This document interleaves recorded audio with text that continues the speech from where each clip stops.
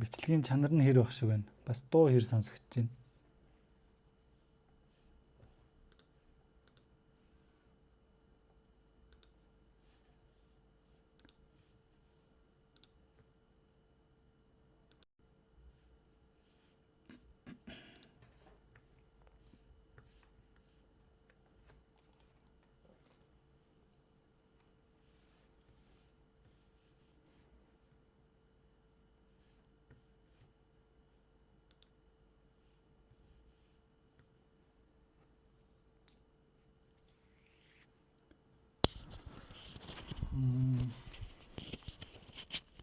Дуун тийм сул байна уу те?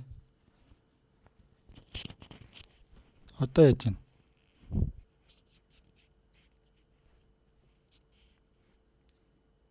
Бүр ам дээр барих хэрэгтэй болов.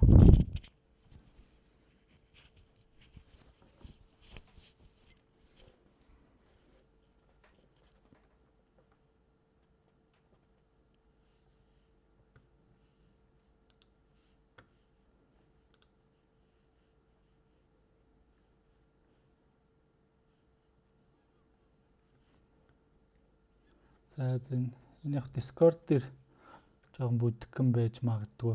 Мөнгө төлж иж 1080-аар яадаг бичдэг. Тэгээ би давхар яхаа нөгөө нэг юугаа скринээ бичээд явж байгаа. Тэгэхээр YouTube-д орох юм бол YouTube-д оруулбал арай тод болох. За өнөөдөр зүр дими байж хахаар гээд нөгөө нэг futures chart тэгээд forex chart хоёрын ялгааны талаар ярих гээд бэлдэж мэлцсэн юм баггүй. Зүгээр л ярих гээд ийсэн. Одоо энэ таад ингээд яг одоо энд одоо харагдж байгаа хоёр чарт энэ болохоор gold-ийн Pepperstone дээрх gold-ийн чарт 10 минутаар энэ болохоор юуны CME-гийн COMEX-ийн futures chart байгаа. Тэгээ futures chart, forex chart яа энэ нөгөө нэг төлбөр төлөөг болохоор 10 минутаар хоцорч байгаа. Тэгээд хамгийн сүүлийн candle нь бол өөр гарна. Энэ сард $7 төлж иж яг real time хардаг. Тэгээд futures chart болохоор би яг сүүлийн хэдэн жилээр нь futures chart харж шинжилгээ хийдэг болоод байгаа ч их болсон. Тэгээд тэр нь яагаад тэгсэн бэ гэхээр forex chart тэгээ futuresийн chart хоёр заримдаа бол бага зэрэг, заримдаа бол айгүй их хэмжээний тэм зөрүүтэй явагддаг юм билээ. Тэгээд futuresийн chart ч юм бол ер нь нэгдсэн нэг дата. Одоо дэлхийн хаанаас ч futures арилж байсан нэг chart харна гэсэн үг. Ханшийн мэдээлэл яг л нэг л ханшийн мэдээлэл харна гэсэн үг. За харин forex-ийн chart болохоор брокероос хамаарад ер нь бол нэг тийм бас амар тийм биш юм ахэд бага зэргийн зөрөөнүүд бол байнгын ажиглагддаг. Одоо жишээ нь энд ингээ харах юм бол энэ дээр яг Pepperstone дээр ингээд яг нэг ханшин дээр ирсэн хоёр ёроол байх жишээ нь. Тэгэхэд өөр брокерууд дээр аль хэзээний нэг нь ловыг авцсан ч юм уу, нэг нь эсвэл нөгөөдхөндөө хүрээгүй буцаа явцсан ч юм уу. Тиймэрхүү зөрүүнүүд бол маш их байдаг. За тэгээ нэгдүгээрт болохоор брокер болгоных ялгаатай харагдаж болно ер нь бол.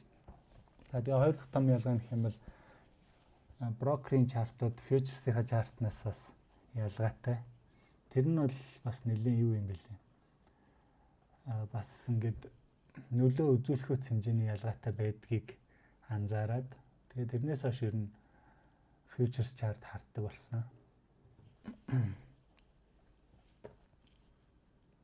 Тэгээ ер нь цаад утга нь гэх юм бол энэ брокерийн CFD брокерийн энэ ханшийн chart чинь futures энэ chart-аар ер нь дагаж явж байгаа.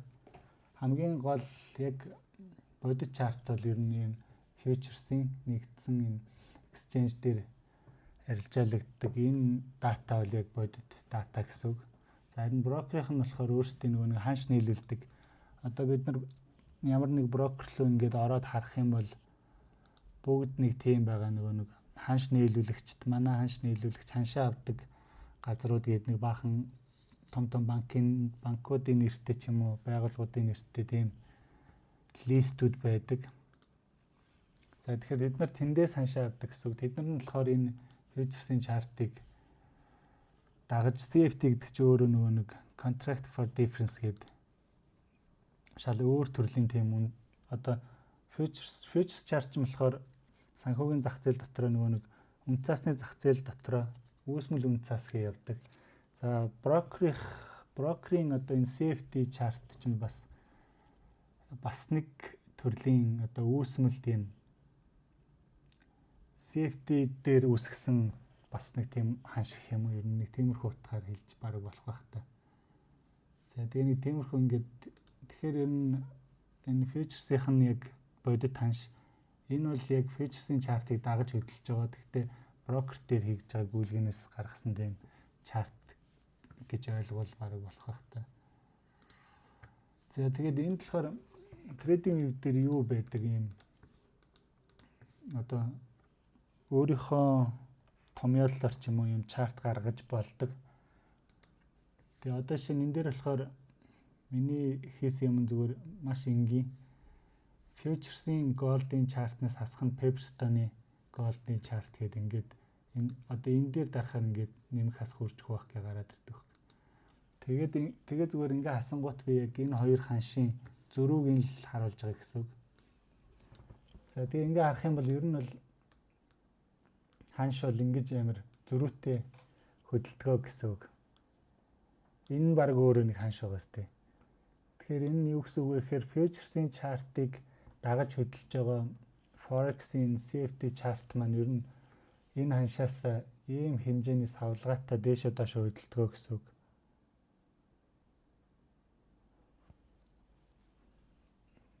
Тэгэхээр одоо шинэ энэ 12 сарын за энэ яг энэ хэсэгт 12 сарын 26-ны юу байна? 12 сарын 26-нд хамгийн дээдлэн $44 зөрүү гарсан гэсэн. За тэгэнгუутаа 26 оны сүүлээр одоо 12 сарын 31-нд $1 зөрүүтэй болсон. Тэгэхээр ер нь ингээд $40 савлсан гэсэн үг л энд харагдаж байна л дээ. За тэгээд яг миний яг ингээд фьючерс чарт хардаг болсон шалтгаан маань болохоор яг нөгөө бодит чарт гэдэг утгаараа бодит ханшийн чарт яг нөгөө ориг чартыг харж ийн гэсэн үг шүү дээ. Яг тэр утгаараа харж эхэлсэн. Тэгээд фьючерс чартаа хараад нөгөө CFD брокер дээр арилж байгаа хийгээд хэсэг явж байгаад бас нэг сонины юм ажигласан байхгүй. Тэр нь юу байсан бэ гэдгсэн чи би одоо шинэ фьючерс дээр ингээл энэ дээр арилж байгаа нэгэт ч юм уу. За зүгээр жишээгээр юу ячээ. За би энэ хавьд нэг сел орчлоо тий. Тэгээд стоп лосс одоо энэ хай дээр ч юм уу ингээд тавьчихсан. За тэгээд TF-ийг нэг энэ хавьд ч юм уу ингээд тавьчихсан. Ингээд арилжаа хийгээд явж исэн чинь одоо тэгэл би фьючерсийн чарт дээр л анализ хийж байгаа юм чи энийг л харна штэ. Тэгэл яг ингээ харангуут миний стоп лосс ингээ хүрээгүй ч байдаг юм уу. Яг иймэрхүү ингээд яваад TP дээр хүрсэн. За тэгээ би ингээд TP авчлаа гэж бодоо явж байгаа л нөгөө брокерийнхаа евро MetaTrader руу оронгууд л стоп авсан байгаа гэдэг гэсэн үг. Тэгээд би бүр гайхаад тэгээд яг энэ чи яг ингээл зөрүүтэй нэг $10-20 зөрүүтэй энэ ханшин ингээ өөрөөр харагдгийг бол мэдчихэж байгаа шүү дээ. Тэгээд явж ийсэн нь яагаад ингээ хайлаууд нь өөр байгаа юм бол гээд нэг скрипт энтер бичээд үзсэн байхгүй. Одоо энэ болохоор энд харагдаж байгаа энэ ханшийн савлгааг зөвхөн индексжүүлсэн миний нэг бичсэн скрипт байгаа. Тэгээд харсан чинь хайлов дээр айгүйх тийм зөрүү гардаг юм билээ. За түрүү энэ нэг жишээ байсан. Нэг сарын хэдэнд хэлээд. Энэ байлаа. Нэг сарын 7-нд байлаа.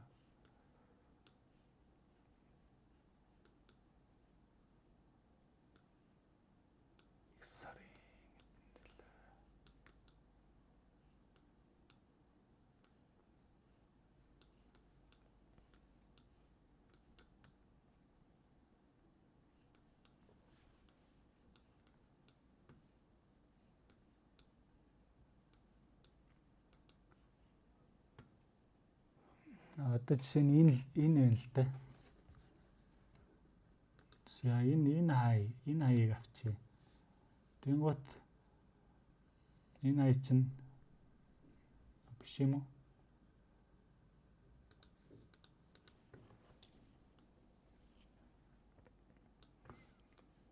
Түрүүний жишээ харж яснаа алдчихлаа.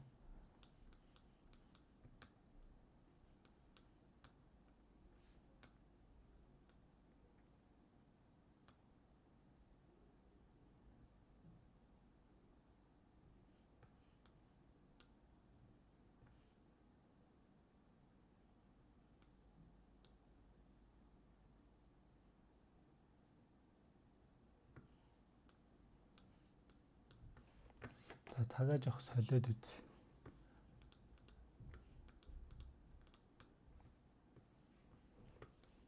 Тэгмэт яг энэ скриптийн зүгээр харуулж байгаа юу нь болохоор логик нь болохоор энэ ингээд ногоон бүст ингээд ороод ирэх юм бол энэ хоёрын хоорондын зөрүү айгүй холтцсон гэсэн үг байхгүй. Энд тэгээд энэ болохоор индексээ за 60 гिचх юм бол за энэ болохоор цагийн кэндл болохоор за 48 гэхээр 2 өдрийн дата болчихно гэсэн үг. За тэгэхээр сүүлийн 2 өдөр болохоор яг энэ хэсэгт болохоор энэ хоёр чартын маань ханшийн нөгөө зөрүү нь бол бүр холдоод явцсан гэсэн үг. За тэнгуутаа энэ хэсэгт болохоор яг одоо энэ хэсэгт болохоор ханшийн зөрүү нь ойртоод ирсэн гэсэн үг. Тэгэхээр нэг нь илүү хол яваад нэг нь ойрхон яваад нэг нь одоо жишээ нь futures chart нь ингээд илүү хол яваад хахад илүү өсөлттэй байгаад хахад forex chart нь араас нь гүйцэж очихгүй байна гэсэн үг байхгүй юу? Тэгэхээр тэр хоёрын ханшийн зөрүү нь ингээд холдоо явчихж байгаа юм. Одоо жишээ нь яг одоогийн ханшиг харах юм бол энэ 505 энэ 516 гээд $10 10 орчим долларын зөрүүтэй байгаа гэсэн үг. За тэгээ энэ улаан бүс рүү ороод ирэхээр futures chart нь дэше өсөхгүй байхад forex chart нь өсөд идэх ч юм уу. Тиймэрхүү хамааралтай ер нь явж гин гэсэн үг. За тэгээ яг ингээд юуны чартн дээр бага цагийн чартн дээр ч юм уу. За анар ороод ирсэн биш нүнэ. Анар дэлгэц шеэрлж болох байхаа. Чи шеэрлээд үздэг.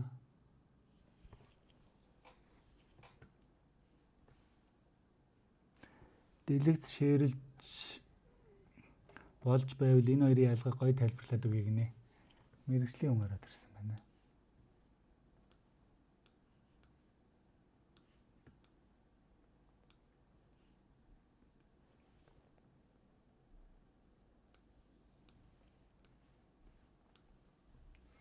Анар дэлгэцээ нэг шеэрлээд үздэг. Тэгээ энэ бол ингээд бага цаг маг дээр биш дандаа нэг 5-15 минутын кэндл хардаг. Тэнгуут энэ бүр айгүй их тааралддаг юм билээ. Тэгэл яг нэг low mob дээр stop loss тавьчаал futures chart-аа харж байгаа л за TP авчлаа тэнгуут forex нөгөө нэг юун дээр орсон оролт маань stop айл эзэн аваа явцсан байдаг. Тэр бүр айгүй сонирхолтой. Тэгээд нэг ийм бичээд ялгааг нь харж ирсэн байхгүй.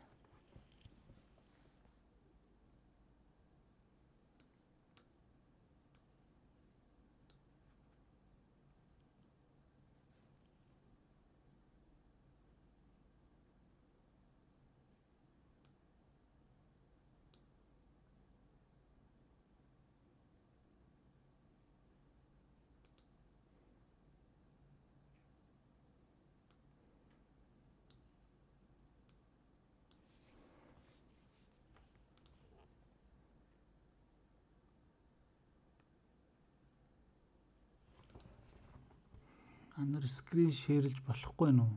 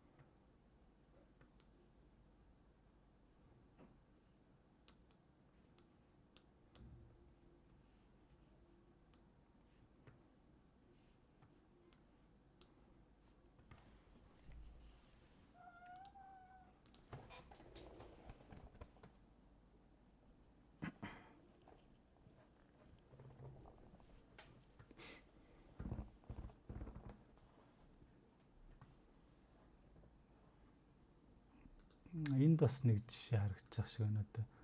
Одоо энэ лов тэгээд энэ лов хоёр яг нэг цэгт.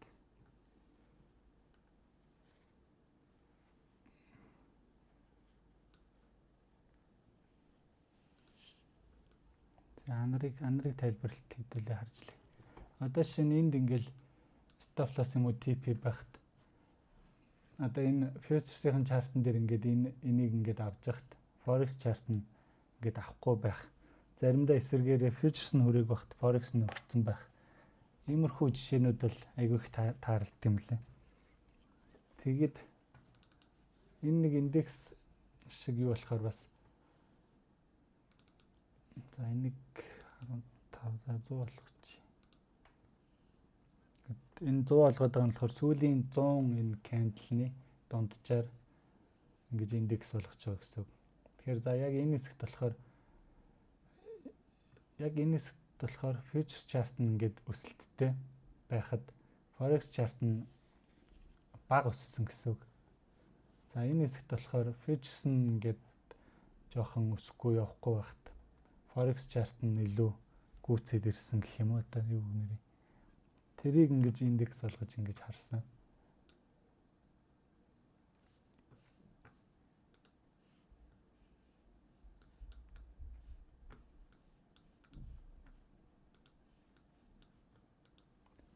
Анар байна уу? Яриач сонсогдохгүй л энэ да. Мик чинь нэгдэж харагдал.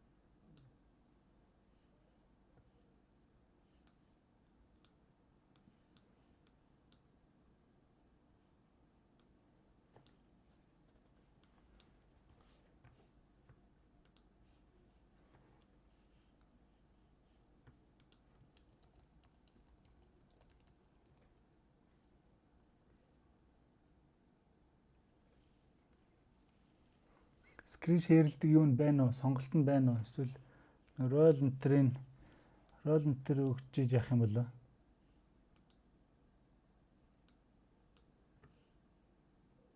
Энд бас нэг юу байна?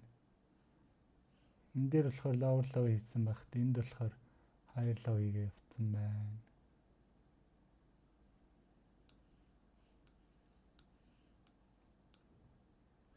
Таад яг ингээ харьцуулаад үзэх юм бол яг нэг ийм зөрүү айгүй их гардаг юм билээ. Одоо яг энд байна бас. Энэ болохоор энэ higher low хийсэн байгааз энэ low-ыг сэтлээгөө. Энд болохоор ингээ илүү гараа явцсан. Тэгээ яг ингээ high low дээр гэлтдэггүй бас яг ийм ханшийн ийм range хөдөлгөөн дээр дунд бас иймэрхүү хөдөлгөөний дунд мунд айгүй их тохиолддог юм билээ.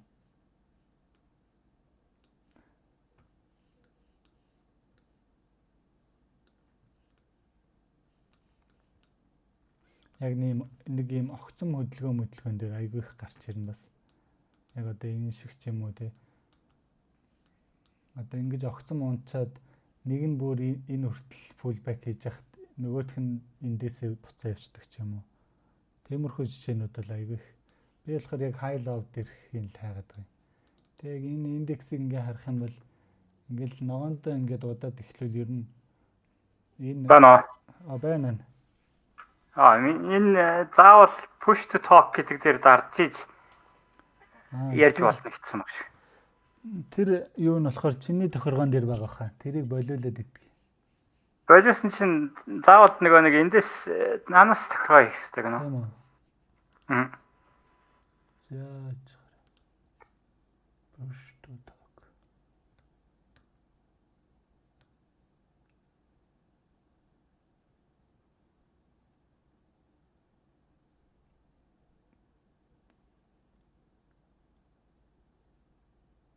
Энэ channel өөрөө тийм тохиргоотой гэсэн баг.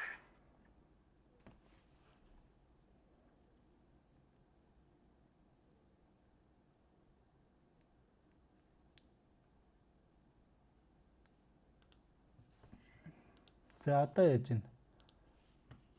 Одоо зүгээр байна. Одоо зүгээр. За. Channel нь тийм болчихсон. Screen share-ж болохгүй нөө. Screen share болно. Би зүгээр нэг voice нь гарахгүй болохоор яагаад байна. Чи нэг юугаа тайлбарлах юм уу те? TFT feature хоёрын ялгыг? Чи мэрэгжлийн хүний өнцгөөс нэг тайлбарлчихсан. Би яг өөрийнхөө л тайлбарласан шүү дээ. Нэг тийм тайлбар яагаагүй зүгээр ийм энэ дээр ингээд зүгээр жишээн дээр нэг тийм дээр нэг энэ талаар ярьж ирсэн шүү дээ. Тийм нэрийг л нөгөө энэ индекс энэ хараад мараад гээд тэрийг л ярьж ирсэн бэ. За би өөрийнхөө тэгвэл энэхээс харж байгаа тайлбар. Энэ чи features шүү дээ. За миний тэгс харагдаж байгаа юу? За байна. Би бүр Discord мартцсан. Чинийхийг яаж харах учраа болтгүй. Features гэдэг арилжаа нь болохоор энэ чи явагдаж байгаа хүмүүс хоорондоо арилжаалдаг. Биржийн зах зээл дээр арилжаа хийдэг зах зээл байгаа байхгүй. Бирж гэдэг нь улс болгон өөрсдийн гэсэн биржтэй. Тэнгуут одоо жишээлбэл Америкийн хамгийн том бирж гэдэг нь одоо Chicago Mercantile Exchange гэдэг нэг CME Group гэж байгаа. Тэнгуут энэ ч юу арилжаалагддаг вэ гэхээр бидний мэдж байгаа алт арилжаалагддаг, газрын тас арилжаалагддаг, индекс арилжаалагддаг, Nasdaq арилжаалагдж байгаа. Америкийн бүх бүтээгдэхүүнүүд арилжаалагдж байгаа гэсэн үг тийм. Тэнгуут Nikkei гэж бүтээгдэхүүн байгаа даа жишээлбэл Японы индекс, Японы индекс болохоор Японд арилжаалагддаг. Биржийн бүтээгдэхүүн. Биржийн бүтээгдэхүүн гэхээр яах вэ гэхээр бирж зөвхөн зуучлана. Юуг зуучлах вэ гэхээр арилжаа хийж байгаа хүмүүсийг хооронд нь зуучладаг тийм байгууллага байна. Тэнгуут дундаа нэг тийм clearing house гэдэг хаустай хин одоо чи жишээлбэл арилжаа хийх юм бол sell талдаа байх юм бол би buy-талд нь байна. Эсвэл бол өөр нөгөө талд нэг юм байна. Өөр хүмүүс байна. Эсвэл нэг hedge fund-ууд байна гэдэг ч юм уу те. Бид нар хоорондоо арилжаа хийж байгааг болохоор биржээр цуг явж байгаа арилжааг болохоор бид нар нөгөө futures арилжаа гэж нэрлэдэг байгаа шүү дээ. Энд чинь бид нар юуг харж болох вэ гэхээр энэ DOM гэдэг нэг юм байгаа. DOM дээр хин орж ирж байгаа, хин гарч байгаа, хин гэдэг нь харагдахгүй л байна. Хэдэн гэрээ орж ирж байгаа, хин арилжаалж байгаа, хин гинэ. Хэдэн гэрээ арилжаалагж байгаа гэдэг нь харагдана, хаана арилжаалагж байгаа гэдэг нь харагдана. Одоо жишээлбэл энэ алтны хааш байгаа шүү дээ. GC гэдэг юутай, кодтай. Эндээс гарч ирж байгаа ханш байгаа. Энэ хүмүүс арилжаалагтаа чинь ингээд ханш чинь дээшээ доошоо ингээд нэг хэлбэлцээд байгаа шүү дээ, тэ. Buy side нь илүү байх юм бол одоо илүү aggressive байх юм бол ханш дээшээ явж байгаа, sell side нь илүү aggressive байх юм бол доошоо явж байгаа гэдэг ч юм. Энэ байдлаар яг хүмүүсийн арилжааг эндээс харж болдог. Тэгсэн чинь 90 оноос тийм 90 онд байсан баха та. 90 оноос CFD гэдэг бүтээгдэхүүн гаргаад ирчихэж байгаа. За CFD бүтээгдэхүүн гэдэг бүтээгдэхүүнээр нь хайгаад үзэх юм бол бирж бол юу болгон брокер болгон өөрсдөө нэг юм юу гэдэг зүйл гаргаад байгаа. Contract product disclosure agreement гэдэг нэг юм юу гаргадаг. Анхааруулга гэх юм уу? Одоо жишээлбэл энэ IC market-ийг байгаа байхгүй. За энэ болохоор юуны хаагаад байна. Pepperstone хаагаад байгаа. Бүх CFD гэсэн брокерууд өөрсдийн гэсэн юм заавал юг хэвлэх хэрэгтэй юу вэ? Product Disclosure Agreement гэдгийг гаргах хэрэгтэй. Энэ дээр өөрсдөө тайлбарлаж өгөх хэрэгтэй. Бүтээгдэхүүн одоо юу гэдэг юм? Би одоо жишээлбэл Pepperstone гэдэг брокерыг ч юм уу эсвэл XM ч юм уу одоо ямар брокер байдгийг CFD л CFD. CFD гэдэг брокерыг үйл ажиллагаа эрхэлж байгаа юм бол заавал ийм Product Disclosure Statement гэдэг зүйлийг гаргах хэрэгтэй. Энэ дээр CFD гэдгээ юу ямар бүтээгдэхүүн гэдгээ тайлбарлаж өгөх хэрэгтэй үүрэгтэй байгаа байхгүй. Тэнгуут энэ 2025 оны жишээлбэл IC маркетинг CFD гэж юу юм бэ гэдгийг өөрсдөө тайлбарлсан байгаа. Тайлбар нуугаад байгаа тийм.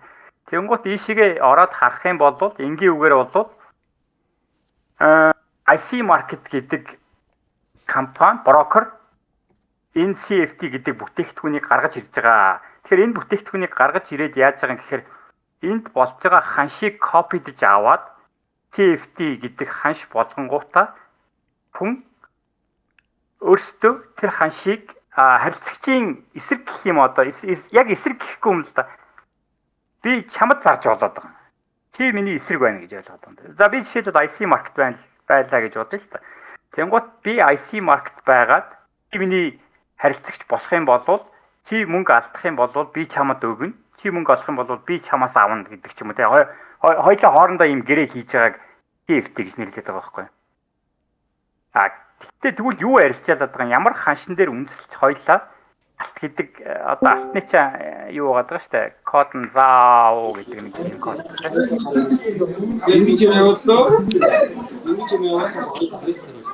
Одоо жишээлбэл FXCM гэдэг брокер явах шиг.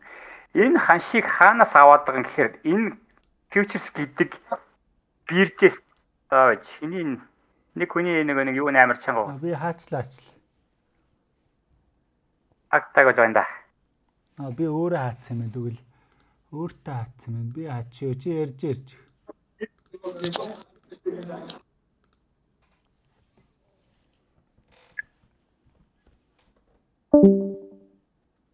Энэ юу ярьж GC гэдэг жишээлбэл алтны ханш яг оргиороо хаана арилжаалагдаж байгаа юм гэхээр futures гэдэг бирж дээр арилжаалагдаж байгаа. Энд хүмүүс авч зарангуут эндээс ханш үүсэж байгаа юм тийм. Кандлаар өнгөрсөн түүх нь үүсэж байгаа. Энэ түүхийг улбарлаж аваад, копидж аваад гэсэн үг шүү дээ.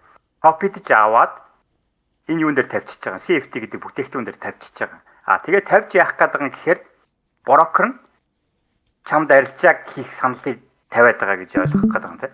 Тэнгуут чи CFD арилжаалах юм бол хинтээ арилжаалж ийн гэхээр брокертойгоо арилжаалж байгаа гэж ойлгох. Тэгэхээр брокер өөрөө энэ ч Product Disclosure Agreement дээр юу гэж тавьсан байгаад байгаа гэхээр бид нэр IC market энэ юг хэвлэлсэн. CFD гэдэг гэрээг хэвлэж гаргаж ирж байгаа. Тэр чи миний эсрэг арилжаа хийж байгаа шүү гэдгийг энэ чи өөрөөсөө хэлсэн байгаад байгаа гэж. Чи алдах юм бол мөнгө алдах юм бол чи IC market-д мөнгө өгнө. Би одоо юу гэдэг. За IC market чи мөнгө олох юм бол IC market чамд мөнгө өгнө гэдэг гэрээг хийж байгаа гэж ойлгох. Тэгэхээр энийг CFD гэж нэрлэдэг байгаа гэж ойлгох. Тэгэхээр энэ ойлгогдож байна уу? Яагаад ийм бизнес моделийг хийсэн тэр одоо тэгэл тодорхой байл үүдээ энэ ч та.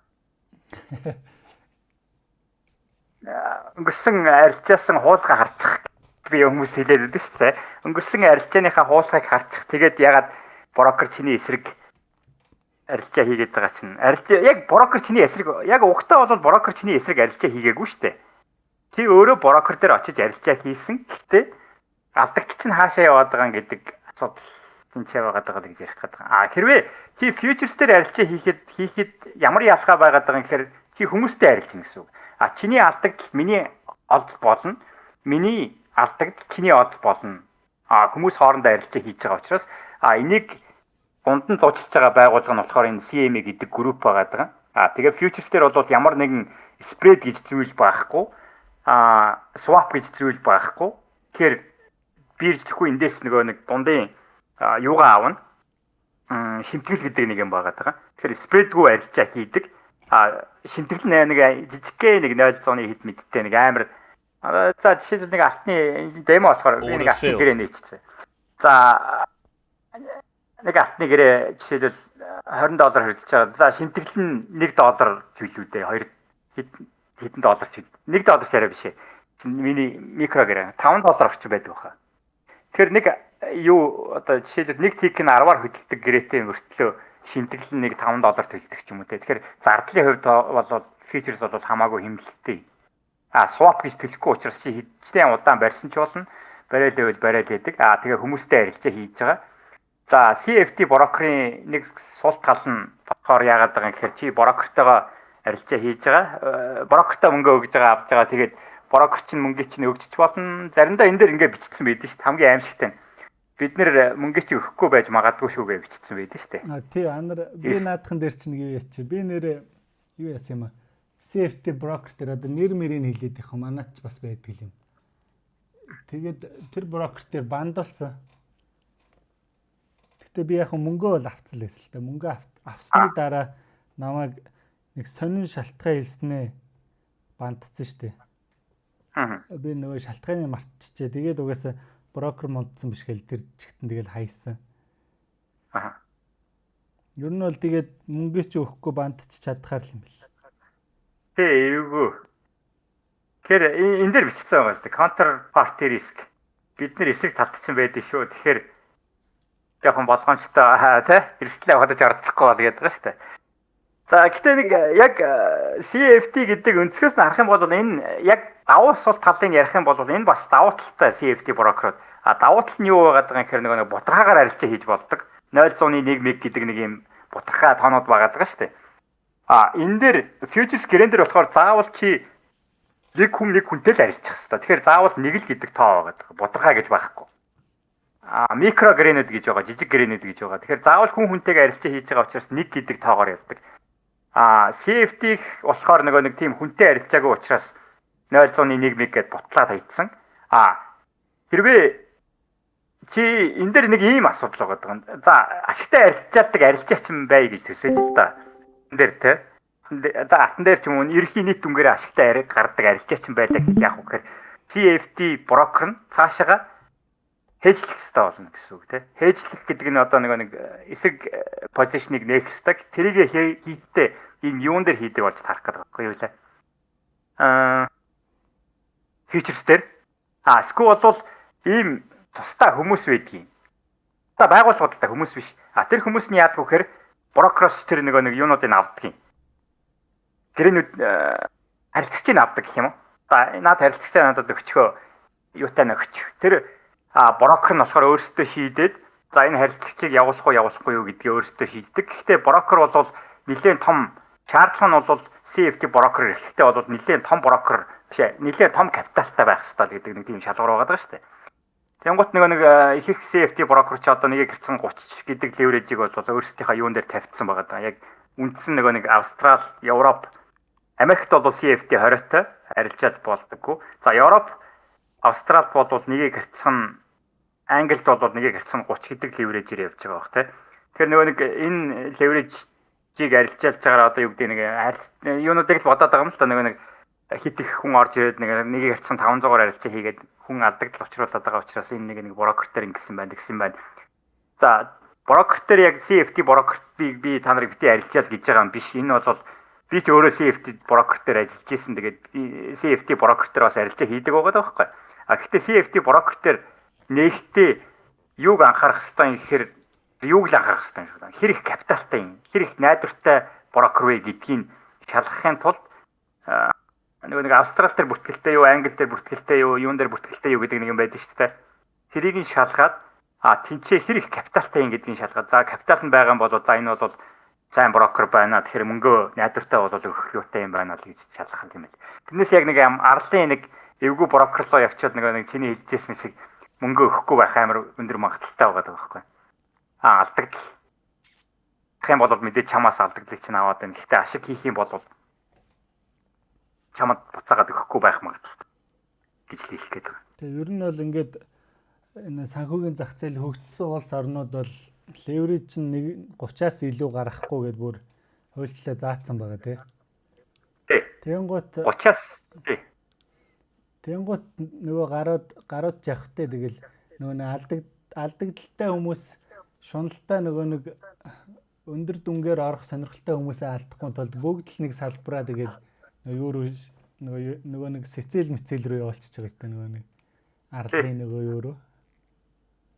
Тэнийг хэцүү юм яг ингэж харагдаад байгаа нэг Монголын зах зээл болохоор CFD гэдэг санхүүгийн зохицуулах хороо нь болохоор CFD гэдэг бүтээгдэхүүнийг мэдэхгүй учраас энийг хэн чадахгүй учраас яг үгээр зүгээр сул орхицсан. Тэнгуут нөгөө нэг IC market жишээлбэл өөрөө Австралитай бүртгэлтэй юу байгаа даа байхгүй брокеринг компани байгаа даа байхгүй. Гэхдээ Австралийн иргэн CFD бүтээгдэхүүн арилжаалах юм бол хүчээр аваачаад нэгийг харьцан 30-аар тавьчихж байгаа. Тэр ягаад нэгийг харьцан 30 болгосон гэдэг тайлбараа хэлэхдээ нөгөө нэг CFD брокерч нөгөө нэг бэлэг сэлтөөгөөд хүмүүсийг нөгөө нэг юу мөө өгөөд юу лээ бонус $30 хэдэн доллар тэр чинь хийсэр мөнгө явж байгаа. Тэр хийсэр мөнгөндүүдийн цэнгэлж өгөө тэрнгээрээ хүн хуурж аваачаад нэг хүн алдагдуулаад байна. Одоо энийгээ болоо. Манай нэг Австрали иргэд бол ядуураад байна. Ядуураад хэн цаашаа чинь те. Мөнгө алдаад байна. Тэгээд нэгэ ирсэн 30 гэж хүчээр тавьсан юм байл л те. Хэрвээ мэрэгжлийн арилжаа чинь байх юм бол $2 сая орлоготой хэдэн сая юутай 10 жилийн арилжаа хийсэн гэдэг нэг тийм заалтууд тавиад хэрвээ тэрэнд хүрэх юм бол чи нэг хэрцэн 500-ын леврэж авч болно гэдэг шалгуурыг тавьсан байгаа байхгүй. Тэгсэн чинь нөгөө нэг IC market чинь нөгөө нэг юу бизнес хийж байгаа шүү дээ. Хүнээсээ алдагдлыг авч байгаа чи мэдээж мөнгө хийх юм бол чамд буцаагаад өгнө гэдэг нөгөө нэг гэрээ хийсэн. Тэгээд мөнгө чинь буцааж өгнө. Тэнгуут нөгөө нэг олж байгаа мөнгө нь багасаад ирэнгуучаад офшор руу гарчихж байгаа. Офшор дээр нэг юм арал дээр данс нээгээд хэрвээ тэр офшор дээр нээчих юм бол Австралийн юунаас хамааралгүй болчихж байгаа юм юу лээ. Гэрчээс. Тэгэхээр тэд нар өөрсдөө чөлөөтэй юугаа өгж болно гэсэн үг. Леврэж өгж болно гэсэн үг. 500 өгж болно, 1000 өгж болно, 2000, зарим нь баг 3000 хүртэл яваад байгаа юм тий. За 3000 хүртэл өгөөд тэр нэг тэр 3000 хүртэл 1000 хүртэл өгж байгаа хин өгөөд байгаа гэхээр дандаа офшор брокерод өгж байгаа гэсэн. Офшор брокер дээр 500 мянган леврэж авчаар яах вэ гэхээр тэгэл тодорхой болчихлоо байгаа гэж тайлбарлах. Яг үндсэн нэг англи руу гоч юм уу эсвэл бол Европын орон Австрали руугаа нээх юм бол 30 л байгаа. Тэгэнгүүтээ яг нэг өөр улсын иргэн ч юм уу тэр хуулийн захирагдах албагүй хүмүүсийг зүгээр шууд хүчээр ятж байгаа сте нөө. Хүчээр тэгцэлтэй 500-ын леврэж өгсөн. Глобал сервер яас апдейт хийлээгэн гутаа бүх тансыг хүчээр ятсан. Шууд тэгээд ер нь бол хүчээр шууд тэр нэг хууль хэрэгждэг газараасаа бол зөвхөн бид нарыг хүчээр гаргачихж байгаа байхгүй ер нь л. Эдний мөнгийг бид нар авмаар байна л гэж байгаа юм шүү дээ. Нэр нь бол ингийн үгээр бодлоо. Хуульгүй газар очиж авнаа гэлээ. Тий, хуульгүй газар очиж авнаа л гэдэг явчихсан. Тэгэд нэг угаасаа тэр нэг юунд тодорхой байсан байгаа даа тий. Нэг хөшөөрөг өндөр болох тусам хүн алдагдал хийх нь өндөр. Тэгэхээр хөшөөргийн нэмээд өгөөдэй гэсэн нэг тийм санаатай л байсан л. Тэр хөшөөрг нь илүү бага байх тусмал илүү сайн л байсан тий. Одоо тэр хөшөөрөг бол бүр утгаа алдсан шүү дээ. Хэдэн мянга. Харин сүүлд нэг авсан 3000 хөшөөрөгтэй өдр гэсэн. Тэр одоо сансарт нисгэж байгаа юм шиг хөшөөрөгтэй л.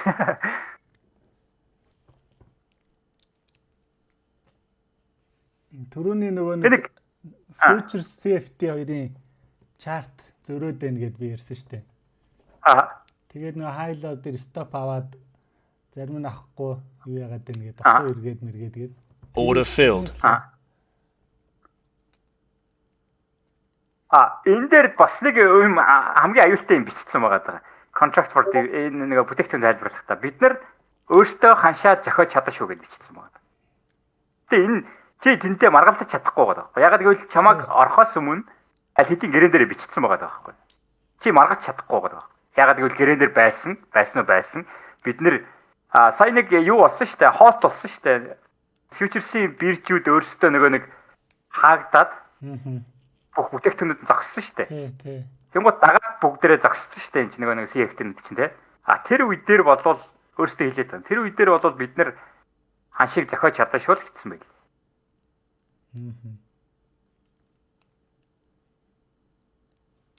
Тэр үед нэг амралтын өдөр ажилтдаг опшны юунууд брокерд байдаг гэсэн шүү дээ. Тэр мөр бол бүр жинхэнэ тэрийг сансрын юм. Юу гэдэг чинь нэг OTC market гэдэг байдаг шүү дээ. Тий. Тэнгууд тэрүүгээр ажиллаулдаг гэд Тэр мэр их гоё. Тэр зүгээр бэт явж исэн юм шиг. 24-70 явдаг ерөөсөө.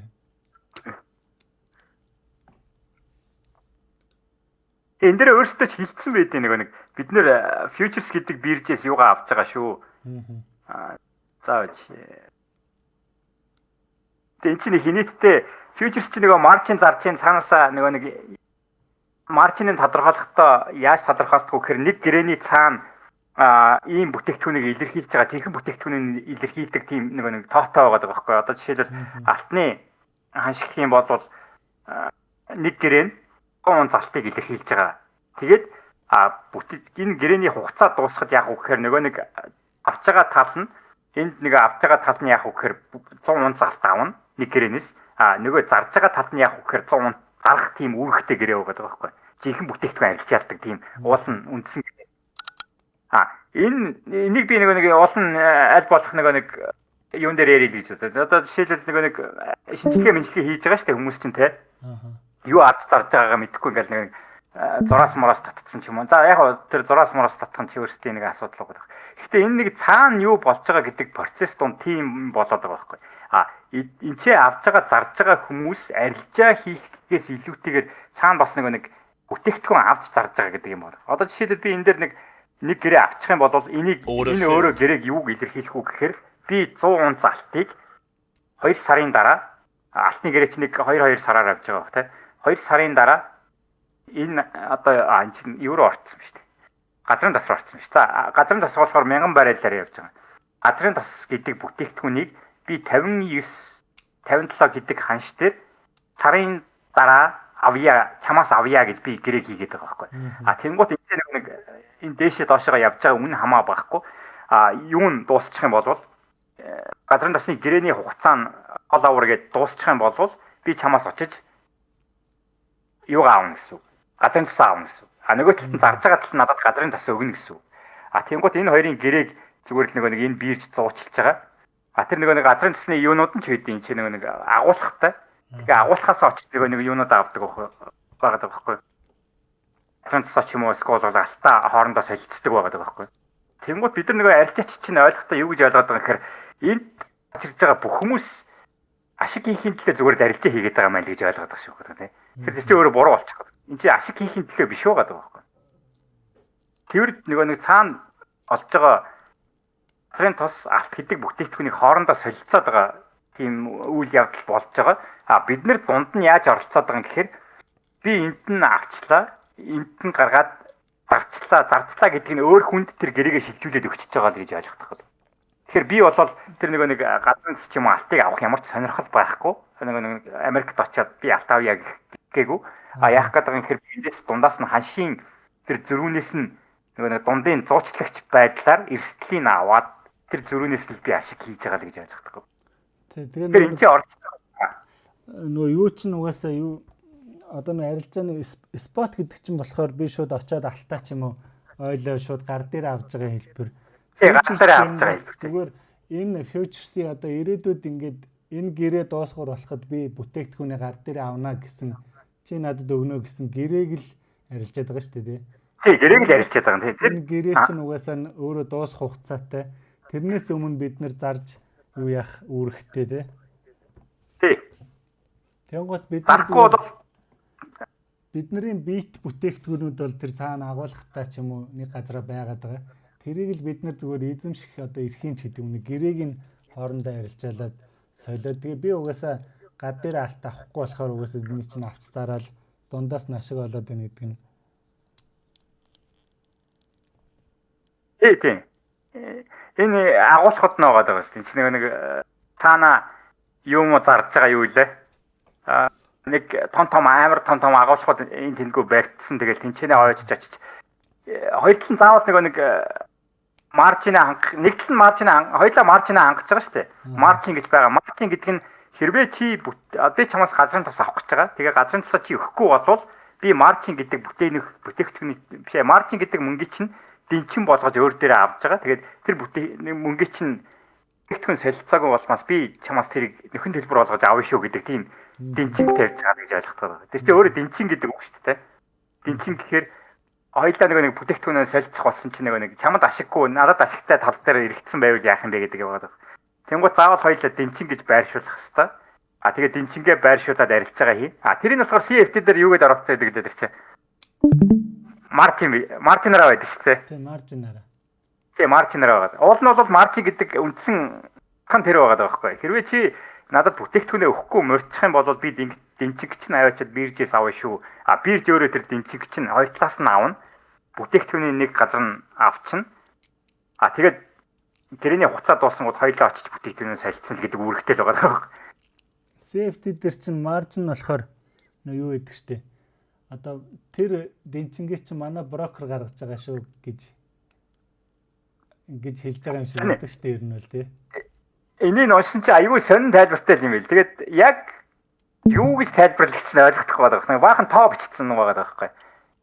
Нэг ийм яасан тооноттой. Тэрийг ерөөсө толгой орхихгүй юм байлаа. Тэгээд бид нар энэ маржин гэдгийг ч юм уу одоо spread гэж юу юм гэдгээс тайлбарлахдаа нэг сонин бичсэн. Шууд цаанаас автоматар байгаа шүү дээ ер нь бол. Тийм ээ. Тоонууд тавьчихсан нөгөө нэг buy sale-ийнхаа юугаар л тогтоогдсон шүү дээ өгнө л. Тий.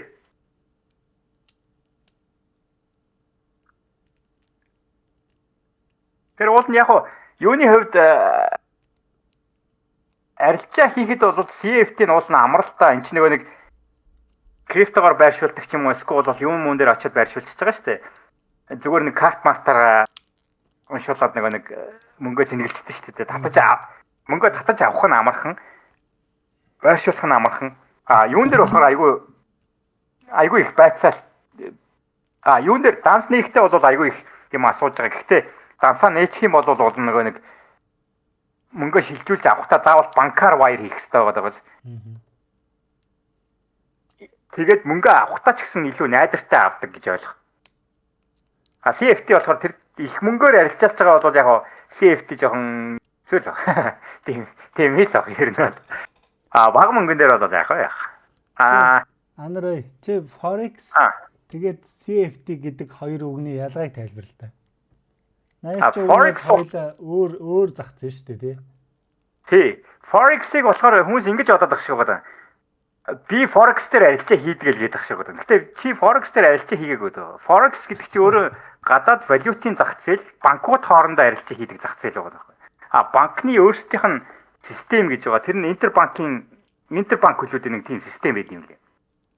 Reuters гэдэг платформ энтрээр дамждаг. Тэнгууд одоо голомт гэдэг банк байгаа шүү дээ. Монголд эсвэл бол хоттой хөвшил гэдэг банк очиад надад 30,000 евро хэрэгтэй байна гингуудаа тэр 30,000 евроныхаа хугацаа хаанаас авахын гэхээр тэр нэг юм систем рүү оруулаад тэр системээсээ гэрээ хийгээд спотоор нь авдаг ч юм нэг тийм тэгж явдаг систем л юм байл л дээ. Тэрийг бид нар болохоор энийг арилжаалж ийн гэж ойлгоод байгаа шүү. Гэхдээ энэ дэр яг юугаар бичгтээ өөрөөсөө бичгтээ бол энэ чинь өөрөө Forex биш ээ. CFT гэж тайлбарлагдсан байгаа байхгүй. Forex-с FX CFT гэж тайлбарласан байгаа байхгүй. Жинхэнэ Forex-ийн маркет нь хаана явагдаад байгаа юм гэхээр бүр тэр цаана нэг ийм Reuters гэдэг бирж юм уу одоо тэр нь бирж биш ээ. Чи нэг юугаар явдаггүй бүтээгдэхүүн шүү дээ.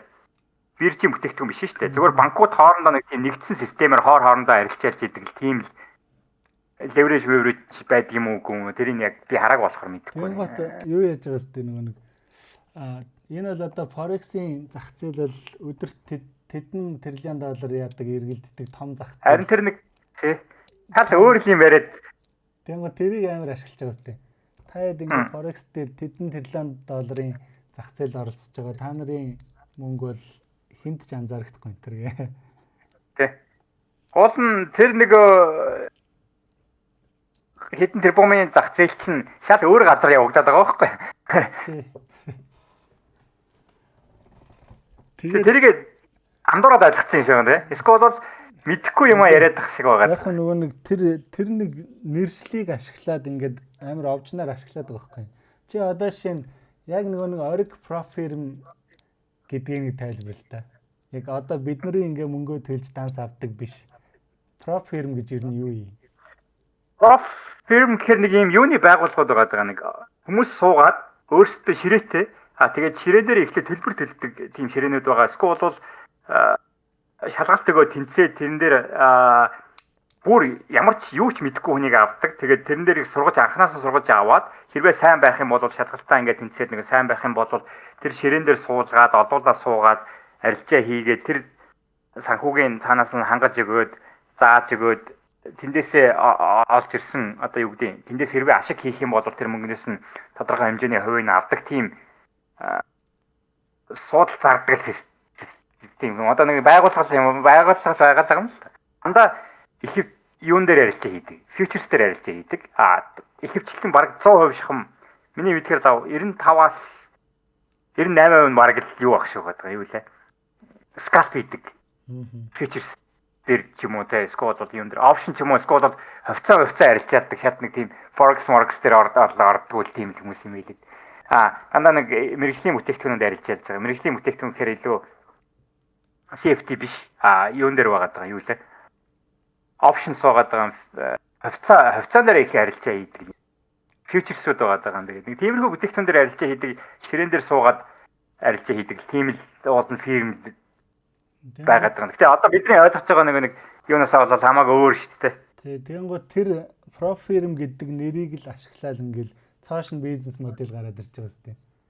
Тэгэнгუთ бидний нэг forex арилжаа гэдэг чи яг адилхан forex гэдэг нэрийг ашиглаад CFD тийм шал өөр бүтээгдэхүүн зарангуйтай. Ер нь зүгээр нэрийг ашиглаад байгаа байхгүй тий. Тэгээд энэ одоо жишээлбэл SMB Capital гэдэг нэг юм юуны газар байна. Ингээд олон дэлгэцээ эдэн нөхдөд суудсан л арилжаа хийж идэг л. Ийм л газар байгаа даа. Тэгэхээр нэрийг ашиглацсан л нэ. Тэгээ нэрийг ашиглацсан юм. Дандаа эдгээр ч нэг арилжаа ихтэй юу харж арилжаа хийдэг юм байл юм тий. Ордер харж арилжаа хийдэг нэг чарт март хараад байдаг ч юм уу. Заримдаа харддаг л.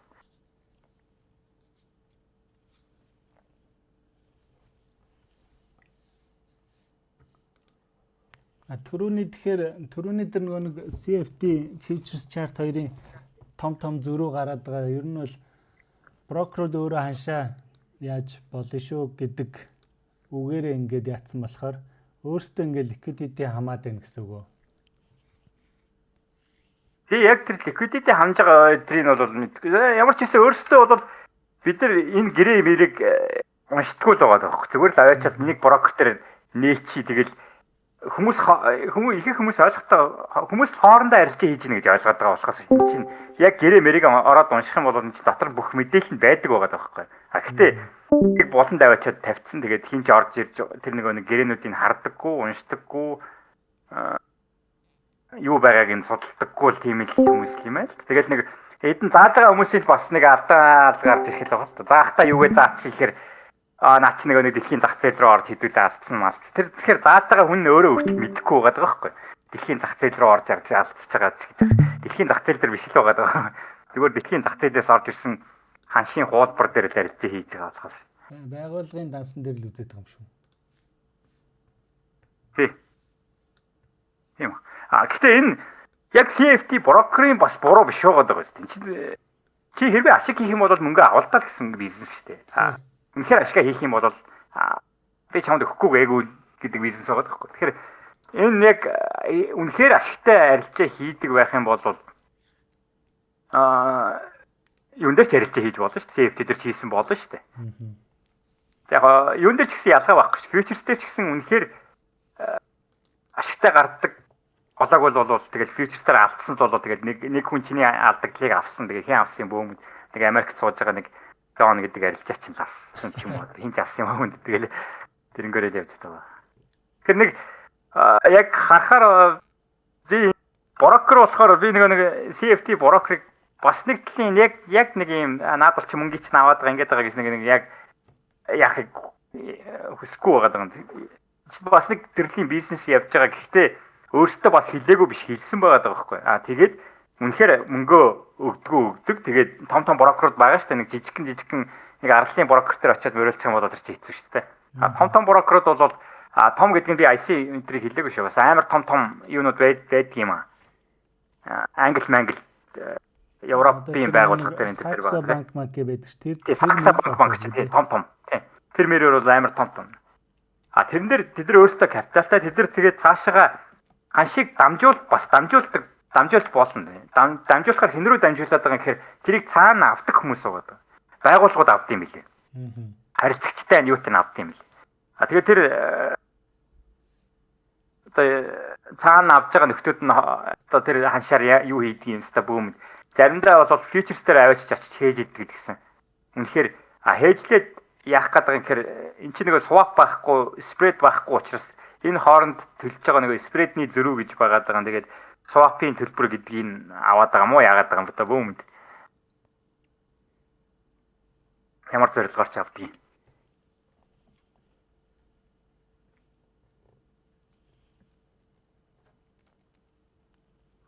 Тэгэхээр энэ яг CFT гэдэг брокерийн өөрсдийнх нь буруу биш. Зааж байгаа хүмүүсийнх нь өөрсдийнх нь буруу болж таарах гэдэг.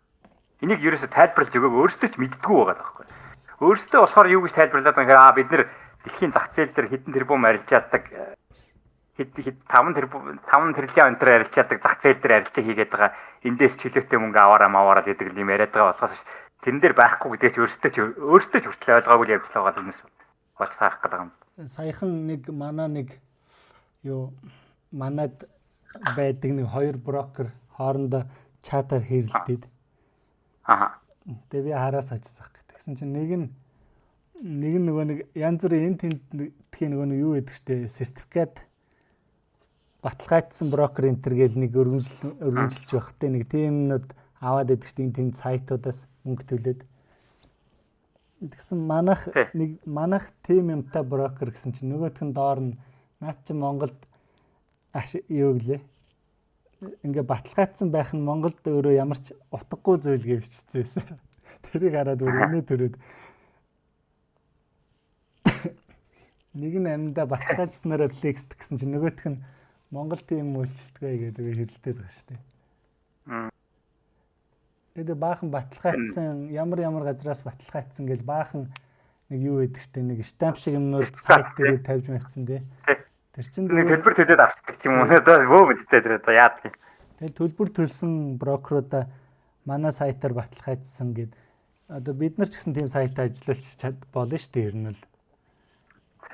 Тэгээд жоохон юу яагаад өөрсдийнхөө нөгөө нэг нэр үндэ жоохон өсгөөч гэх юм уу тэгж явж байгаа л одоо шинэ нөгөө юу гэдэг шүү дээ. Сүүлийн нөгөө нэг мөнгө төлдөг проп фирмүүдийн нэг юу гэдэг шүү дээ. Проп фирм матчулөө нэг сайт.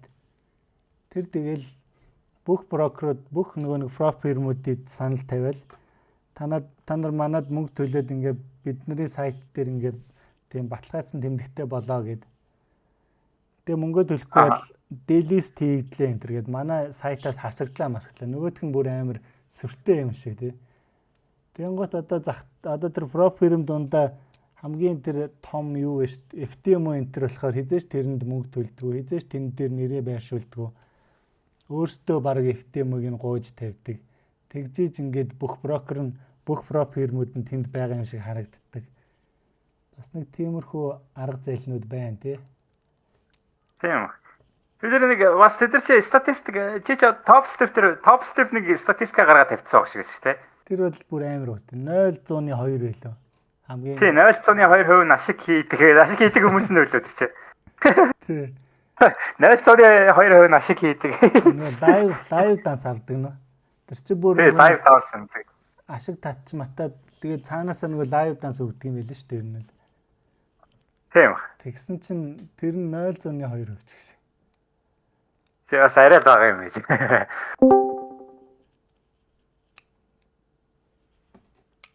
Тэр босод баахан проп фирм гэмнэд байгаа. Бас бизнесээ байгууллага учраас тэгээд. Тий. Эдгээр өөрсдөө мэдчихэж байгаа ба шүү те. Яг мөнгө өгдөггүй биш. Би бол бас проп фирм дээр байгаа шүү дээ. Энд чи мөнгө өгдөггүй биш өгдөг юм. Гэхдээ нэг цөөхөн авдаг болохоор за энийг юм гараад ирлээ мөнгө авах нь гэдэг нэг тэгж боддог л байх таа гэж бодсон шүү дээ. Тэрс их нь алдчихдаг учраас тэгээд за бизнесээ дүндээ нэг бизнесийн модель нь тийм аль болох ашигтай гаргахгүй гэж боддог. Тийм байлгүй дээ одоо. Би нөгөө нэг хин юуны Английн нөгөө нэг Alpha Capital гээд тэрэн дээр нэг $19,000 татаа шууд бандуулсан байхгүй юу? Тэ татчихсан юм байна те. Би татчихсан харин татаад авангуудаа тэр дор нь арилжаа нэгээд дахиад нэг 4 билүү 5,000 долларын ашиг тэр дор нь хийсэн чинь шууд данс итгэхгүй болоод бандалчдгийг.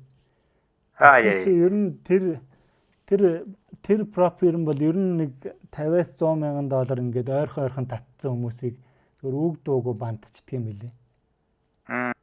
Тэнгуүтэй би уг нь ганцхан евро USD арилжаа хийдэг байсан яг тухайн үед. Тэгсэн чинь намайг голд дээр нөгөө нэг секунти юу гэдэг чтэй HFT трейд гээд high frequency трейд. Тэгсэн чинь голд дээр тийм арилжаа хийсэн мэсэн гээд зүгээр ингээд үг зохионгуудаа шууд бандчдаг юм билий. Харин тэр нэг брокер энэ зах зээлүүдээ сайн нэг хүмүүс сайн судалж хийхгүй бол бас эвгүй те. Нэг CFT дээр хийгээд мөнгө хийсэн чинь нөгөөт нь өгөхгүй. Манай нэг шав байсан тэр чинь нэг 10,000 доллар чиглэл хийсэн чинь CFT брокер нөхөхгүй хэдэн сар болчихсон. Тэгэхээр тэр жоохон асуудалтай. Их мөнгө бага мөнгөн дээр бол яах вэ тэгээд нэг CFT брокер юунод бол гайгүй их мөнгө татаад ирэхээр тэр нэг брокерод бас жоохон эвгүй таарна. Тэгээд яг хүмүүс тэлээс судлахгүй л болж байгаа юу вэ? Брокер ч бас юу яадаг гэдэг байгаа байхгүй юу? Нэг хоёр төрлийн нөгөө AB book гэж байдаг штеп. Тэгэл арилжаачдынхаа нөгөө юуг харж байгаа л арилжааныхаа үр дүнг харж байгаа л нөгөө ашиг алдагдлын брокер дээр үлдээх үү цаашаа хээжлэх үү гэдгээ бас шийдээд ах шиг байна те. Тийм. Үнэхээр ашиг хийгээд байвал тэр чинь тогтмол ашиг хийгээд байгаа юм чинь тогтмол зардал гараад байгаа учраас фьючерс дээр аваач ч юм уу эсвэл цаашаа нөгөө дамжуулдаг хүнд нөхгүй бол тэгэл нөгөө брокертой байл болчихлоо гал.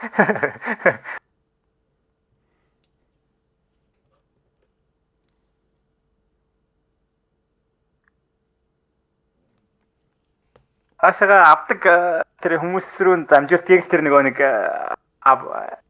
e-book гэж яриад ашиг байна. Тэр одоо e-book, e-book гэж яг хин нэрлэх юм бод. Ямар ч гэсэн миний мэдхээр бол цаашаа ямар ч гэсэн авдаг хүмүүс бол байдаг юм лээ. Тэр нэг цаашаа дамжуулцдаг шууд жишээл арилжаа хийж байгаа бол би чамд чиний ханшиг аваад цаашаа Америкийн зах зээл нэрээ ч тодорхой болчих. Америк дээр болохоор forex арилжааг хийж болдог байгаа байхгүй юу? CFD биш. CFD-г бол хоригдсан зах зээл. CFD одоо яг бидний хийгээд байгаа энэ CFD гэдэг арилжааг чинь ер нь нэлийн газар хоригдсан юм байлээ шүү дээ. Ер нь бол уг нь бол Хонконг гэдэг чинь бас хоригдсан байна. Аюу олон газар хоригдсан байдаг юм лээ. Америк дээр болохоор forex-ыг хийж болд юм байлээ. Гэтэ forex-ыг хийхдээ брокерт нь цаанаас нь ийм үр өгсөн байт юм лээ. Чи орж ирж байгаа харилцагчийн ордрыг заавал цааш нь дундын юуруу дамжуулах хэрэгтэй. Тэр нэг цаад нэг авдаг хүмүүс рүү дамжуулах хэрэгтэй. Тэгээд тэрийг яах хэрэгтэй гэдэг нь тийм шалгуур тавьсан байт юм байна. Тэгэхээр нэг брокер тэрийг яагаад тавиад байгаа гэхээр брокер өөрөө нэг харилцагчийг оруулж ирж яалахгүй л гэдэг байгаа байхгүй одоо юу гэдэг зүгээр дундын жуулчлагч учраас харилцагч алдна уу тэр нэг брокерт хамаагүй болчихно. Хамаагүй болчихоор зүгээр чөлөөтэй орхичлаг бол яаж хатдаг. Хамаатай болоод CFD шиг болчихоор нэг юм хөгийн нэг юуны систем багш байгаа нэг юм баахан нэг IP гэдэг нэг хүмүүсийг оруулж ирэл all индүүлэл нэг би чамд IP-г чинь өгье гэдэг нэг тийм нэг юм сургалтын системийн нэг юугаар л оруулж ирээд байгаа шиг байна. Юу нь болохоор бизнес модель нь Монголд бол нэлээ бас түгээмэл хөгжсөн юм шүү дээ. Чи дансаа нээч тэгээд анхан шатны хүмүүсийг бүр нэг шууд мөнгө цэнгэлж орж ир. Гингуута за мөнгө алдчихад байдэн штэ ч гэж байгаа шүү дээ. Бас арай нөгөө өтг нь мэдэхгүй болохоор цаанаа л алдчихин гэж бодоод зөвхөн яг олон улсын зах зээлээр л алдчихин гэж бодоод байгаа шүү. Гэхдээ явж байгаа бизнес модель нь айгүй хөгийн модель байгаа байхгүй.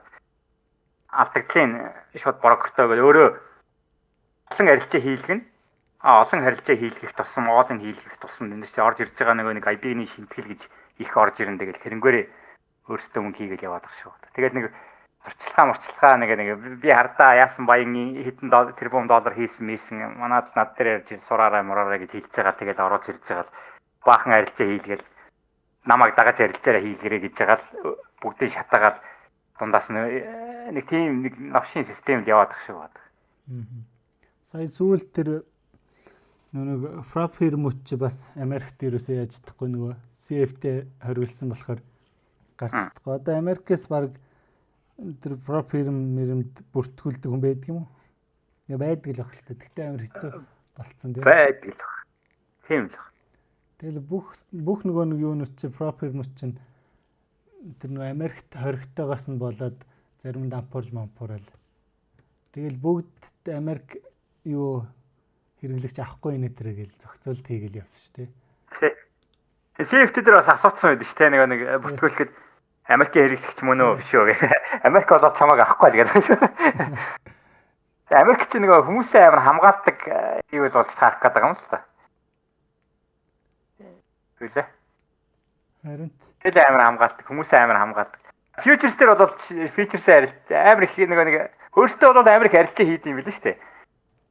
Optional арилжаад юм билээ, юугаас арилжаад юм, features-ээ ч амар их арилжаад юм билээ. Тэгээд хавцаагаа ч амар их арилжаад юм билээ. Хүмүүс нь бол илүү идэвхтэй арилжаа хийдэг. Гэхдээ яг өөрсдийнхөө тэр нэг үндсэн бүтээгдэхүүн хідэн бүтээгдэхүүнээр арилжааддаг. Ийм л болж таарах гэдэг. нөгөө нэг юуны trading view-ийн юу ярьсан шүү дээ. Тэр хоёул нэг trading view volume data нь өөр байдаг гэд. Тий. Санаж байна.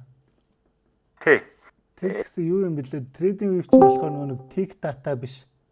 Up volume, down volume гэд тэрүүгээр нь тооцдог гинэ. Тийм болохоор бүр шал өөр байдаг гэд. Чи энэ чартыг яриад байна шүү дээ.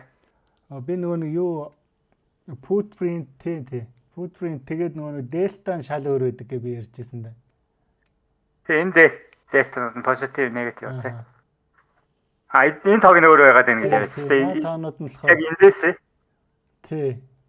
Энд чи болохоор яг амьд явж байгаа нэг дата нь орж ирж байгаа шүү дээ. Order filled.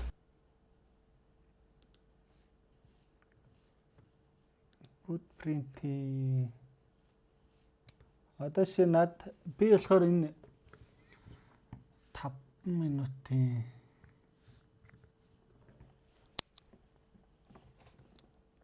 би ер нь тэгээд trading view-ийг харахаа болцсон. Энэ датаг нь Тий. Яг энэ юуны дата гарч байна уу? Энэ дата гарч байна уу? Тий, би болохоор яг нөгөө futures-ийн юм дээр хараад байгаа. Ер нь futures л нүүцэн дээ. Тийм дом дээр нөгөө энэ скол нэг юуг нь хараад байна уу? Аль Footprint хараад байна уу? Тэгээ нөгөө темплейт энэ төр яатсан бүгдийн л аль алийг л хараад байгаа шүү дээ. Тэгээд одоо шинэ trading view энэ юу байгаа шүү дээ, delta. Тэр чинь бүр шал өөр байгаа байхгүй юу? За би SP500 дээр тавьчих л да.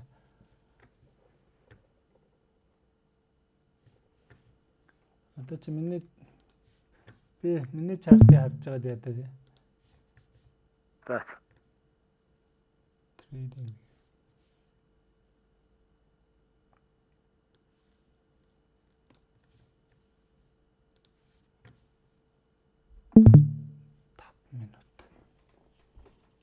Одоо энэ хоёр яг ингээ адилхан чарт байхгүй юу гэнэ л. Тэнгуут энэ юу н дельта нь бүр шал өөр байгаа зү. Чи cumulative delta гэдэг нь юу мөн үү? Тий. Нийлбэр дүнгээр нь авцсан тий. Нөгөө нэг нэмэгдээд нөгөө хоримтлагтаад идэг. Одоо чарт шиг ингээд наад чихэж зүгээр ингээд тгээс эхлүүл дээшээ доошоо нэг юу л идэг штэ нөгөө нэмэх хасах руугаа. Тий. Тэнгуут ингээд энэ чарт чинь ингээд шал өөр байхаар тоон бас шал одоо чиний саяны трейдинг үе дээр гарсан тоон бас шал өөр гарна гэсэн үг байхгүй юу? Одоо шинэ энэ дээр байгаа buy энэ ингээд higher high хийсэн нэг том юу штэ green candle гэх юм одоо candle үсгээд тэр чин болохоор одоо энэ жижигэн гэсэн үг байхгүй. Тэгэхээр тоон шал өөр гарна гэсэн үг.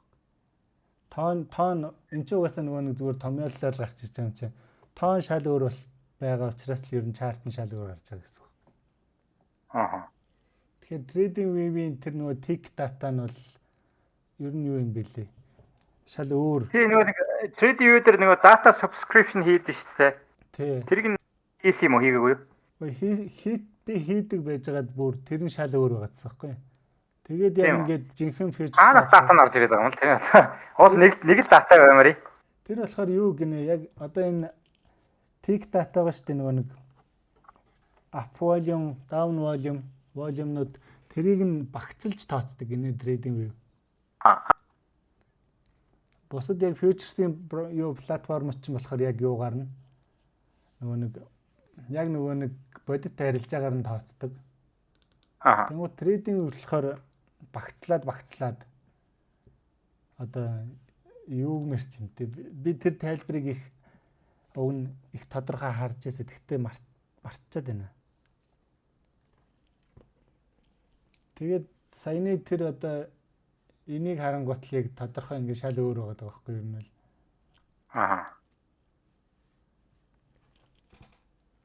Би бүр төлбөртэй датаг нь хардаг байхдаа яг шал өөр байгааг нь харчаа. Тэгээд ер нь трейдинг төлбөрийн тэрийн төлөхөө болоод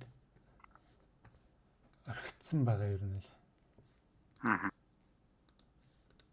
Тэгээ одоо зүгээр юугаа Sera chart дээр Sera chart-ыг даваа талан тэгэл бүх юмыг л өөрөө өөрчилж засч янзлж болдго юм лээ.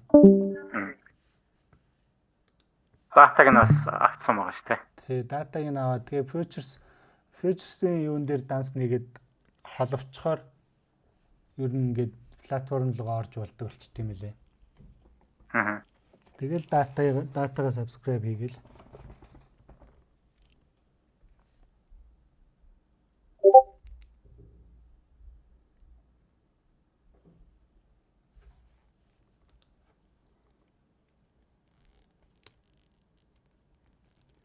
Анараа чамд асуулт ирсэн биш үү? Нэг юуг асуугаад байх шүү тий. Фандыг асуугаад байх шүү тий. Энд чи хоёр өөр зээл явж байгаа шүү дээ. За энэ нь болохоор futures явж байгаа юм тий. Futures чи нэг ирээдүйн нэг юуг харж байгаа үнцэг шүү дээ. Nasdaq-ийн зах зээлийн харж байгаа арилжаачдын одоо арилжаач гэх юм энэ дэр хээжилж болдог юу хийж болдог нэг хөшөөрөхтэй зах зээл гэж яваад байгаа. Тэнгуут энэ чинь фандод байгаа шүү дээ. Фандод дээр скринийг надад хамаагүй лөө. Чинийхээ өөрөө харж байгаа шүү дээ. За. Фандод дээр болохоор энэ чинь SPY гэж байгаа даа тий. ETF 500 байгаа даа. QQQ-гээд Nasdaq байгаа даа. Энэ болохоор энэ юун дээр байгаа мөнгийг аваад нэг юм юу шиг газар байгаа шүү дээ. Фанд гэхээр нэг юм том байгууллага бүх чамаас ч юм уу надаас ингээд мөнгө цуглуулж байгаа тэр цуглуулсан мөнгөөрөө Nasdaq дээр байгаа 101 компани руу бүгд нөрөө хөрөнгө оруулаад тэнгуутаа индекс үүсгэж байгаа шүү дээ. Индекс үүсгээд тэрнэрүү нь би юугаар хөрөнгө оруулж болно? Бодитоор хөрөнгө оруулж болно. Бодитоор гэдэг нь би юг одоо юу гэдэг 101 Nasdaq шиг индекс үүсгэхийн тулд би нэг одоо Nasdaq шиг 101 компани хувьцааг нэг нэгээр нь цуглуулах гэдэг байхгүй. Эсвэл бол нэг багцаагаад байгаа шүү дээ Nasdaq чинь.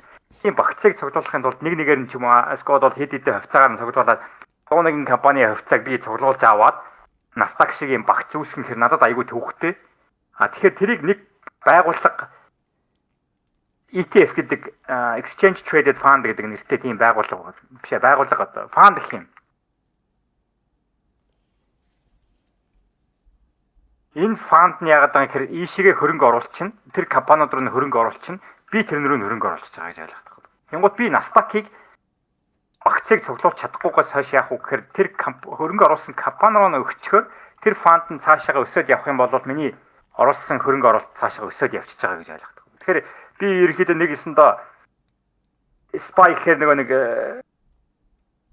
500 компани одоо юу гэдэг S&P руу тэр чигт хөрөнгө оруулалттай л ижилхэн л болчихж байгаа. Гэхдээ ханшийг харах юм бол энэ чинь $600 байгаа даа шүү дээ. Нэг ширхгийг би авахын тулд $600-аар $700 авнаа л гэсэн үг.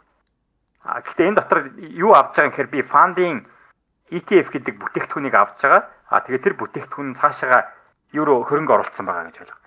Ийм байдлаар хөрөнгө оруулах байдлаар би алт руу бас хөрөнгө оруулж болно. Нэг чи үлээ GLD гэдэг байлоо дээ. Алт руу хөрөнгө оруулахаар би алтанд хувьцаа шиг хөрөнгө оруулаад байгаа гэж байл. Би тэг хизээч энэ болохгүй. Энэ өшөрөхтэй зах зээл биш учраас би энэ фандад мөнгөө хийчин. Энэ фанд цаашаа бодитоор алтыг худалдаж аваад нөөцлж чинь гэсэн үг. Тэгэхээр энэ байгууллагууд юу хийгээд байгаа юм гэхээр цаанаа жинхэнэ бодит бүтээгдэхүүнээ аваад хадгалчин тэнгуут би тийшээ хөрөнгө оруулаад байгаа л гэж ойлгох гэдэг. Сүүлд нөгөө нэг биткойн ETF батлагдлаа гэж баах яасан шүү дээ. Тэр чинь бас Тий. нөгөө нэг хөрөнгө оруулагчдынхаа мөнгийг цуглуулж агаад биткойнд хөрөнгө оруулах хэрэгтэй болсоо л гэсэн үг юм. Хуульчилж өгсөн. Тий. Ингийн үгээр энэ чи биткойныг хаваагаад байгаа шүү дээ. Би биткойныг яг бодитоор авахгүйгээр нэг байгууллагт зөвөр нэг фандд өгчгөр тэр фанд нь цаашаа биткойн руу хөрөнгө оруулаад явчихна. Ханш нь яг ижлэхэн биткойнтэй ижлэхэн хөдлөнө. Алтных ч гэсэн яг ижлэхэн хөдлөнө, юуных ч гэсэн яг ижлэхэн хөдлөнө. Гэхдээ хувьцаа байдлаар авчиж байгаа гэж ойлгох байна. Гэхдээ бол яг юуны хувьцаа гэж байхгүй шүү дээ. Настаг ч одоо тэр чигээрээ 100 хэдэн компани байгаа шүү дээ. Технологийн компаниуд байгаа, салцсан хувьцаанууд байгаа. Тэрийг нэгтгэхэд нэг багц гаргачихж байгаа. Тэр багцыг бид нэр дандаа хөшөөрөхтэй байдлаар л арилжаад болдог байсан болохоос биш. Яг хувьцаа байдлаар нь авъя гэх юм бол би 101 компанийн хувьцааг цуглуулах. Бол алтыг бодитоор нь авах шаардлага гарч ирээд. Тэгэхээр би заавал алтыг бодитоор авахгүйгээр юуг бодитоор авахгүйгээр Настакийг бодитоор авахгүйгээр энэ юуг л авчиж байгаа гэж ойлгох гэдэг. Тэнгууд эдгэр чи бас нэг хөөхөн 1x mix гэдэг хөшөөр мөшөрхтэй байд юм билээ. 3x 4x mix гэлээ. Нэг яагаад гэх шиг нэг хөшөөрг нэг тийм юугаар хөшөөрхтэй байдаг. Сая миний скрин дээр нөгөө нэг futures-ийн чарт харьцуулагдсан чарт нь харагдахгүй байсан юм тий. Би нөгөө нэг futures тэгээд юуны futures-ийн чартыг trading view-тэй хамт харуулад ирсэн байхгүй юу? Тэр гараагүй юм тий. Тэр гараагүй шүү дээ. Чинийх юу ч харагдаад байна шүү дээ. Trading view ч харагдаад байна шүү дээ. Скринээ яаж солих вүлээ? Эний скрин сая харагдчихсан уу? Ярьж яхад харагдаагүй юу? Чинийх харагдаж байна. Скринээ яаж өөр скрин гаргадаг вүлээ? Би бүр энэ чи нэг full share гэдэг юм хийгээгүй юм шиг байна тий. Би аппликейшнийг яцсан юм шүү дээ. Одоо гарч байна. Одоо энэ хоёрыг яриадсан баггүй юу? Энэ болохоор нэг юм нэг патерн шиг явцсан байгаа. Энэ яг нэг нэг арилжааны патерн шиг. Нөгөө трейдингийн чарт болохоор ийм байгаа байхгүй юу? Энэ C cumulative delta volume гэдэг. CDV тэр байхгүй юу? Тэгвэл ийм зөрүүтэй байдаг юм лээ. Одоо ингэж маркет нэгдээд энд маркет нэгдээд энэ болохоор бүр доош явцсан байгаа сте. Дельта нь. Тэгсэн энд болохоор тэндээ зүгээр рейнжилж байгаа дээш явцсан байгаа buy volume. Гэрээний тоонууд нь өөр байгаа гадах шиг байна. Тийм. Бүр шал өөр юм байлээ. Тэгээ би ер нь трейдинг юу яхаа болцсон байхгүй юу? ES хойсон. Тий, ES юм шүү дээ. Тий. Хоёлаа. Тэгвэл наач угаасаа дээшгээ явахаар байсан юм те. Дельта дээшээ явцсан юм чи. Энэ дельтагаа харах юм бол тодорхой байгаа сте. Тийм. Энэ дельтаг харуул битүүс хэлдээд байгаа сте. Харин тийм ялгаатай байдаг юм лээ. Ялгаатай юм тийм. Очиж. Дельтагаа харсан бол дээшгээ явчих байсан. Харин тий. Тэгээд энэ нэг value area high lava хэр хардаг вэ юм? Би чи одоо тэрнгээр ярилцаа хийдэг юм шүү дээ. Тэгвэл чи ингээ нөгөө нэг юу яадаг штэ. Юу өглөөнөөс хойш ингээл тэр чи байнгын өөрчлөгдөж байгаа штэ. Тэрэнд ер нь ач холбогдол өгдөг үү? Тэр нэг амар ач холбогдол. Би чи ийм чартаар ярилцаа хийдэг юм шүү дээ. Энэ value area яриад байгаа юм уу? Тэ? Энэ value area гэсэн үг шүү дээ. Тэ за бараг л тийм. За ES их том цагаар харж байна дээ. Тий. Энэ value area шүү дээ. Тэгээ энэ value area-гаар харилцаа хийдэг. Гэтэ яг ихтэй бол Нью-Йорк дээр л хийж байгаа та. Яг миний санаа нь болохоор эн чинь нөгөө байнгын өөрчлөгдөж байгаа шүү дээ. Өглөө арилжаа нэгтгэхээс эхлээл. Тэнгуут одоо чи миний скринийг харж идэ. Тэнгуут одоо энэ нэг ингээд дээшээ доошоо өөрчлөгдсөн нөгөө нэг тэр нь баггүй. Developing value area high low гэдэг шүү дээ. Өглөөнөөс хойш ингэж өөрчлөгдсөн гэсэн үг байхгүй. Тэнгуут одоо шинэ Нью-Йорк нэгдснээс дараа ингээ ханш эхлэхэд тэр лов нь одоо энэ хавьд байгаад байгаа биз. Тэгэхэд яг өдөржингөө байсан жинхэнэ лов нь одоо жинхэнэ цаашаа. Өдөржингөө байсан тэр value area love нь энд байсан байж таарад байгаа байхгүй. Тэгээ яг тийшээ ингээд нэг хатхаа буцах ч юм уу. Энэ бас их ажиглаж имээр санагдсан. Тэгж нөгөө юутай холбогдгүй мó юу лээ. Өнгөрсөн тэр юутай. Яг шууд одоо явж байгаа. Одоо дээр л яваад байгаа шүү дээ. Одоо цаг дээр л яваад байдаг. Тийм болохоор яг одоо дээр явангууд тэр чин дөнгөж Нью-Йорк нэгдэл шинээр эхлээл явж байгаа шүү дээ. Ер нь бол баг. За шинээр нь цаашаа огцон хөдлөөд тэнгуут яг тэр тухайн өдөртөө ингээд өмнөх хугацаанд нь байсан энийг энэ хайловын аягих яагаад шиг гэдгийг хурж мөрөөд нөгөө тооч хийж мэйгээд тийм паттерн ажиглагдсан гэж үү? Тэг би ерэн зүгээр нэг ийм юу байсан одоо индикатор энэ ч одоо юу лээ индикатор шиг юм байсан. Тэгээд тэрийг ингээд тавьчихсан чинь их зүгээр харагдаад. Тэгээ энэ өнөөдөр бол яг л гоё жишээ л байна л да. Би зүгээр миний ажигласан юм байна. Ингээд өмнөх одоо Нью-Йорк нэгдэхээс өмнөх цагийн тэр high low одоо нэг хэсэгт байгаа шүү дээ. Яг Нью-Йорк нэгдсэний дараах low нь болохоор энд байгаа байхгүй юу? Энэ дээр. Тэнгуут бүр өмнө ирээд энэ дээр ирээд ингээд шалгаад явах ч юм уу нэг тиймэрхүү юм байгаад лээ. Тэгээд нөгөө нэг байнгын өөрчлөгдөж идэг ийм юуг бас яг ингээл яг одоо байгааг нь харах юм бол эн чинь бүр шал өөр. Одоо энэ зураад энд байсан энэ value-нууд ч одоо бүр энэ дээр харагдана гэсэн үг байхгүй юу ер нь л. Тэгээ одоо энд байсан value ч одоо яг энд харагдана гэсэн үг байхгүй бүр энэ дээр. Тэгэхээр яг тухайн цаг үед юу болж исэн гэдгийг бас харахад энэ их зүгээр санагдсан. Яадаг индикатор. Эстэмтгүй байна. Нэг value area high low нь яг тухайн цагт хаана байсныг харуулж байгаа гэсэн үг байхгүй.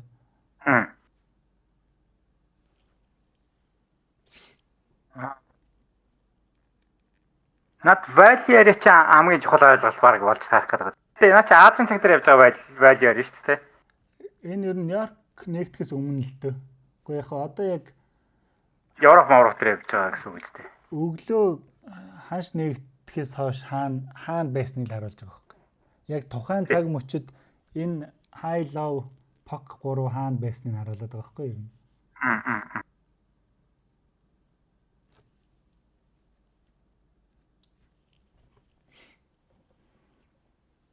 Тэрийг би бас харин чамайг харддаг болохоор энийг харддаг юм болов гэж бодсон.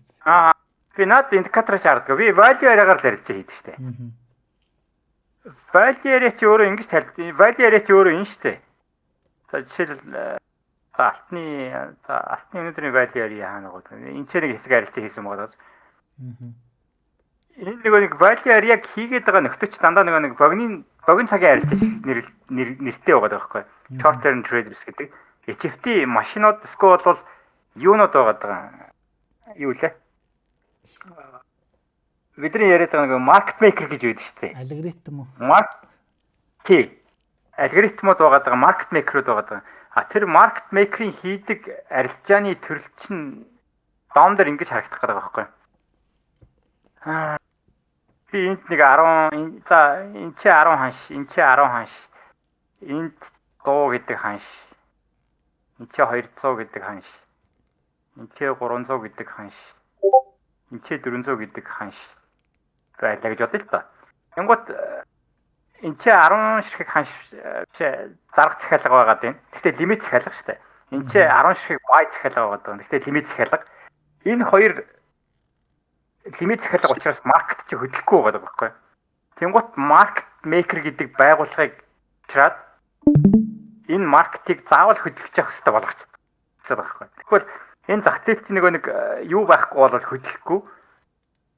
Оролцогч байхгүй бол хөдөлгөхгүй нэг Монголын бирж шиг ингээ гацчих штэ нэг үн дээрээ.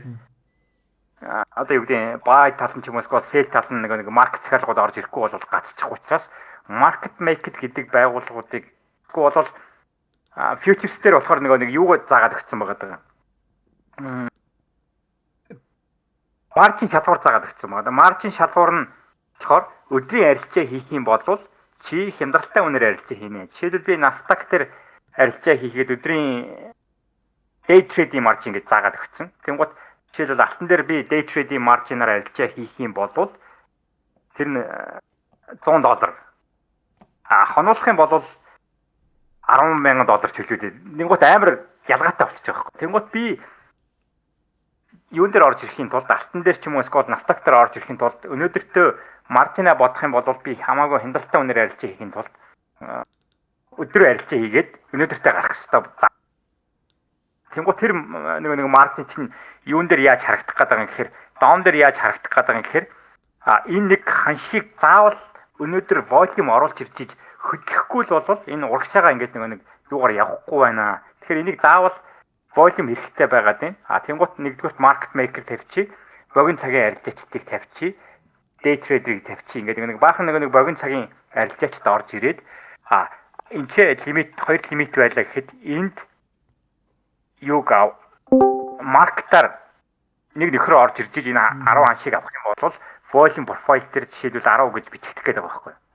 Тэнгуут энд нэг юм зай байгаа дааж энэ зайг spread гэж яриад байгаа шүү дээ. Энд market maker гэдэг байгууллага яагаад байгаа юм гэхээр эндээс 5-ыг аваад ч юм уу те 10-ыг аваад энэ дээр зарчаад байгаа байхгүй. Хоосон зайд нь зарчаад байгаа байхгүй. Энэ зай гаргах юм бол market maker гэдэг байгууллага авчираад нэг талаас нь аваад нөгөө талд нь зарчаад байгаа. Гэтэ амар хурдан зарчаад байгаа. Нэг юм уу хоёр тикний зайтай л зарчаад байгаа. Энэ дунд зайг гаргахгүй л гэж байгаа. Яг миний чартер хардаа би наадах чи бас яг юун дээр хараад байгаа байхгүй. Тэнгуут энэ зайг гаргахгүй ингээд явчихаар чарт чинь өөрөө яаж явах гэдэг юм гэхээр дандаа л ингээд явах гэдэг. Эднэрийн үүрэг болохоор дандаа л чигээрээ явуулах хэрэгтэй. Тэрнээс эднэр ямар нэгэн байдлаар ханшийн дээшээ явна уу доошоо явна уу огтхож хамаа байхгүй байгаа байхгүй. Жишээл би одоо futures арилжаалахад надад ханш дээшээ явна уу доошоо явна уу огт бодлыг байхгүй байгаа байхгүй. Өнөөдөртөө би арилжаагаа хаагаад гарах юм чинь агаш энэ хаачих надад ямар ч хамаагүй. Тэгэхээр би юу гэдэг өнөөдөр дээшээ явал өнөөдөр дээшээ явчихна маргааш доошоо явчихвал би доошоо дагуулаад явах.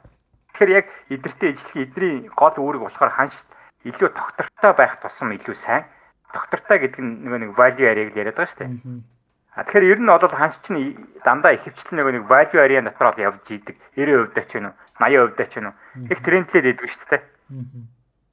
Тэгэхээр тэр үүднээс нь нэг value area-г илүү гэж ойлгох. Одоо саяны нөгөө нэг ханшиг зүгээр байхгүй маркет микрод хөдлөгдөх чи яг наач байгаа сте. Тий. Хоёр талаас нь орж ирээд надаас чинь хизээч зүгээр байна гэж байхгүй. Хизээч зүгээр байхгүй надад. Тэгэхээр өөрсдийнх нь нэг тийм designated market maker гэж нэг цаанаас нь биржээс тавьж өгдөг юм байл л дээ. Наад ханшиг чинь зогсоож болохгүй. Зогсоод чигээр нь явуулах. Заавал чигээрээ явчих биш ээ. Чигээрээ биш шүү. Заавал хөдөлж явах ёстой. Хөдлөхийн тулд нэг ask bid дээр заавал нэг юунууд нь орж ирж явах хэрэгтэй болж харах гэдэг байхгүй. Ханшууд орж ирж байгаа хэрэгтэй. Микродыг болохоор бид нар шал өөрөөр ойлгодог шүү дээ. Ханшиг амар том хөдөлгөөл яадаг мадаг. Ханшиг хөдлөг нөгөө нэг амар хол хөдөлгөөд stop хамдаг хүмүүсийг чи market maker гэж ойлгодог шүү дээ. Ер нь бол forex нэг хүний зохиосон үлгэр юм шиг байгаа. Одоо тэгэл жишээ нөгөө юу байдаг шүү дээ. Ингээд нөгөө нэг fair value gap тэрийг өстой би мэдэхгүй тэр нэг сайн юмнуудыг би одоо ерөөсөө сонирхдаггүй шүү дээ. Өстой хүний арилжаа ерөөсөө харахаа байсан. Өөр хүний нэг юм уу ерөөсөө харахаа байсан шүү дээ. Тэнцвэрний яг ориг нэршлиг утгаа алдтал ашиглагдах юм байна forex нэр. Тэгэл нэг байж байгаас нэг олноос чи зүгээр дээшээ доошоо чигээрэл явж байгаа нэг 3 юм яваад байгаа шүү дээ. Нэрийг хичнээн чих өөрчилсөн. Өөрийнхөө нэр мэрээр юу мууг нөхцсөн ч ах шиг те. Бас ловтгой алдчихсан юм бил. Одоо нэг Тэр мэрийг бүгдийг хараад суугаад тахсан. орчуулгын тойл бичиг зохиодог юм ядгийг. Арда мангар олон утгатай. За энэ үгнүүд чинь ийм утгатай шүү гэдэг.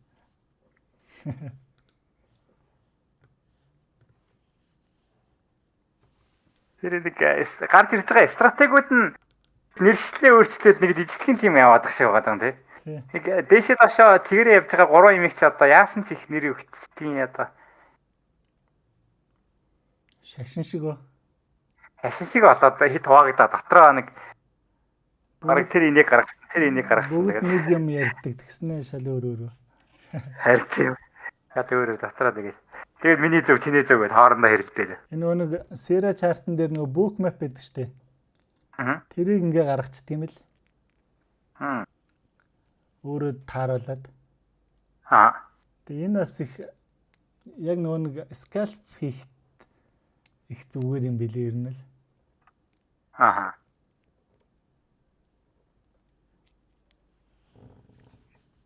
Book map. Хөвдө book map талсан. Би нэг book map давхар авах гэснээр тэгээд амар үнэтэй байгаад харин болцсон. Хаваад байгаад байгаа. Наад чинь байдаг баха тий. Тэг яг адилхан биш. Тэгэхээр угаасаа дата нь бүгд адилхан юм чинь адилхан юм гаргаж болно шүү дээ юм байна. Тэгээд ухсаар гад ер нь гаргацсан байхгүй. Чи одоо юу харж ярилцаа хийж байна? Би яг хөө тэгэл нэг шинэ юмнуудаа өмнө нөгөө нэг юу мо паттерн энтер гэдэг байснаа болол датагаа л хардаг болоод байгаа шүү дээ. Голцоо яг хөө дельтагаа харж гин тэгэл нэг энэ юунуудаа volume тэгээ энэ нөгөө нэг лимитүүдээ бас хараад байгаа юм.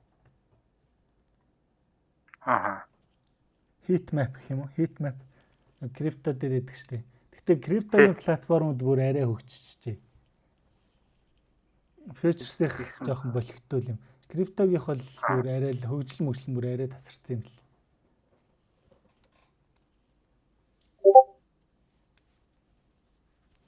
Криптогийн дата чинь их рандом орж ирд юм. Харин YouTube дээрх үнгүй book map ашиглаж арилжаа хийсэн. Тэгээ ер нь болоод харин тэгээд бүр платформд нь төлж авсан шүү дээ. YouTube дээр үнгүй book map live явдаг гинэ. Нэг 5-10 секунд л уцардгийг. Тэгээ үзээд арилжаа хийгээ болоод идэх юм лээ. Nasdaq яг байсан баг тий. Тэгээ Nasdaq SP500 ер нь бүгдийн л энэ. Би нөгөө Delta Volume 2-ол ер нь их голчилж хараад байгаа шүү дээ. Одоо шинийх өнөөдрийн арилжаа. Өнөөдөр Нью-Йорк нэгдсэний дараа ингээд харж байгаа л яг түрүүний нэг юу байсан шүү дээ. Valiare love дээр ирсэн гэ тэр зэгч одоо энэ багхгүй юу? Энэ дээр ирсэн багхгүй юу? Яг энэ candle дээр их юм. Тэгээ Нью-Йорк нэгдээд Нью-Йорк ч одоо энд нэгтчихэж байгаа юм. Тэгээ ингээд дээшээ онгот ингээ volume нь багасаад исэн баггүй юу? Тэгэл миний зүгээр логик нэг темирхүүл байна одоохондоо. Одоо энд ингээд candle дээшээ яваад хахад volume багасаад байгаа байхгүй энд. Тэнгууд чинь дээшээ явах гээд хүчин өрөхгүй байна гэж ойлгоод байгаа шүү дээ. Тэр нь л баг харах ханаар утгад.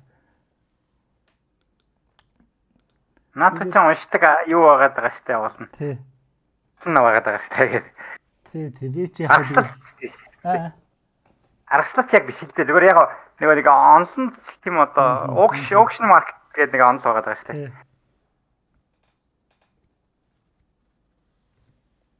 Тэгээ яг энэ хавьдаа ингээд volume нь ерөөсөө юу байхгүй. Volume нь багасаад тэгж жагаад энэ дээр нэг амар том уналт хийсэн байгаа сте энд том амар том цаашаа зүгээр энд ингээд нэг доошоо хатгаад тэнгуүтэ энэ дээр ингээд дельта нь бүр хамаагүй илүү. Дельта нь бүр 2000 гараа явчихгүй юу? Энэ дээр энэ улаан candle дээр. Тэнгуүтэ эндээс ингээд volume нь орж ирлээ. Одоо нэг хамаг юм ил детальч харах юм бол энд амар том buy volume байдаг ч юм уу тэгэл ер нь юм л байгаа л да. Гол нь яг ингээд харах юм бол энэ чинь хамаагүй логиктэй юу байгаад байгаа ч тий. Йоо энэ чинь нэг bias орж ирж байгаа юм, sell орж ирж байгаа юм. Ядаж би ойлгож болоод байгаа байхгүй хүн жирийн хүн ч гэсэн ойлгож болоод байгаа байхгүй тий. Энэ чинь bias аюуд орж ирж байгаа юм, sell-үүд орж ирж байгаа юм. Энэ чинь нэг хүн зараад байгаа маань, энэ чинь нэг хүн аваад байгаа маань, ингээд байгаа маань гэдгийг хамаагүй тодорхой харж болоод байгаа. Тий. Ер нь тэгэл бүх юм л нүдэн дийл болчихчихл байгаа юм л да ер нь л.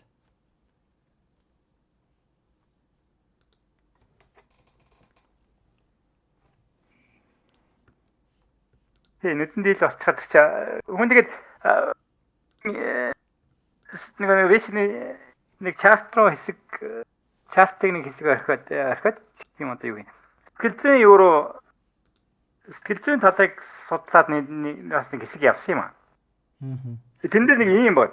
Хүн өөрийнхөө логикоор ойлгож чадахгүй юм дээр итгэж чаддгүй юм байна л да. Би энийг ойлгох чадахгүй юм чинь энэ ажилтдаг үгийг мэдэхгүй. Тэр би энийг нэг одоо юу гэдэг нэг зураас байлаа гэж бодоход би тэрэн дээр итгэл үнэмшлээ өгжиж тэрэн дээр арилжаа хийх гэдэг байхгүй. Тэнгуут нөгөө нэг зураас чинь ажиллахаа болоод хэд оролдоод үзэхээр нөгөөх нь зураас нь ажиллахгүй байгаа. Тэрэн дээр яг ирээд буцахгүй болохоор би тэрэнд итгэхээ байжж байгаа байхгүй. Би угаасаа тэрийг нэг ажиллуулж чадахгүй. Нэг бол би ажиллуулж чадахгүй байгаа юм уу? Эсвэл тэр зураас нь үнэхээр зураасыг би тавьчаад тэрийг ажиллуулах гэж үзээд байгаа юм уу гэдэг асуулт руу ороод. Тэгэхээр миний нэг дотор нэг сэтгэл зүйч нь өөрөө юу гэж бодох вэ гэхээр даалдах хүнсарч нь өөрөө юу гэж бодох гэдэг нь тэгэхээр надад ямар ч итгэл үнэмшил гэдэг зүйл үүсэхгүй байгаа. Ягаад гэвэл би тэр чинь харж чадахгүй байгаа. Харж чадахгүй дээр үнэхээр тэр зураасан дээр ирэхээр би орохоор нөгөөтг чинь ажиллахгүй байгаа даа. Тэнгууд хүн юун дээр итгэдэггүйхээр заавал өөрөө нүдэрээ харж ийж, үзэж ийж, дарж ийж, итгэж ийж одоо юу гэдэг нь нөгөөтг нь ажилласан хойно хэд гэхдээ нэг удаа биш нэлээд одоо 100 удаагийн тохиолдлоор би яг 100 удаагийн нэг системээр арилжаа хийлээ гэхэд хийх дээр нь тэр нь ажиллаж ивэл би тэр нэг юун дээр ашиглаж байгаа түүлэн дээр итгэл үнэмшил өгөх гэдэг байхгүй. Энд чинь ажилтдаг юм байна. Би нүдэрээ харлаа үзлээ. Яг эренгуут энэ тоо ч нь ажилтдаг юм байна. Энэ зураас ч нь ажилтдаг юм байна гэдэг ч юм уу. Тэнгуү тэр нэг талтаа нэлээд бас нэг хэсэг ажиллаж үзье. Тэгээд тэрэн дээр хүмүүсээс харж яхад ихэнх хүмүүс өөрсдөд нь итгэл үнэмшил гэдэг зүйл яг юун дээр нь байдгүй юм билээ юу лээ. Нэг өөрийнх нь ашиглаж байгаа түүлэн дээр ашиглаж байгаа түүлээ тавьчдаг. Тэгээд тэрэндээ итгэхгүй учраас юм айгүй айцтай арилжаа хийдэг. Одоо юу гэдэг нь нэг шогом татцсан ч юм уу, зураас татцсан ч юм уу, нэг скол бол одоо нэг юм Fibonacci ч юм уу нэг юм татцсан. Тэгээд тэрэн дээрээ тэр нь яг ажилтдаг үгүйг нь өөрөө хараагүй ямар логиктой ажилтдгийг яагаад ажилтдгийг гэдгийг мэдэхгүй учраас тэрэн дээр нэг юм итгэж өгдөг айцтай арилжаа хийдэг юм байна л гэж харсан шүү дээ. Яг ингээд өөрөө нүдэрээ үзээд нэг түүлийг ашиглаж үзээд одоо volume profile ч юм уу эсвэл бол dom ч юм уу одоо юу гэдэг те delta ч юм уу нэг юм ашиглаж үзээд тэр нь логиктойгоор миний тархинд ойлгогдоод энэ нэрээ ингэт юм байна. Баярс нь илүү яваад байгаа юм чинь дээшээ явж байгаа маань гэд би логикоор ойлгочлоо. Тэгээд тэрийг дарж үзлээ. Үнэхээр болдго юм уу юм хит дарж үзлээ. 100 удаа дарж үзлээ. Ихтэй болдго юм байна. Энэ ихтэй болоод ирэхээр хүнд нь өөрт нь инженерээ болдго юм байна гэдэг итгэл үнэмшил суудаг юм байна л гэж ойлгосон шүү дээ. Тэр итгэл үнэмшил нь суухгүйгээр бол арилжаа хийнэ гэж угаасаа байхгүй мэл.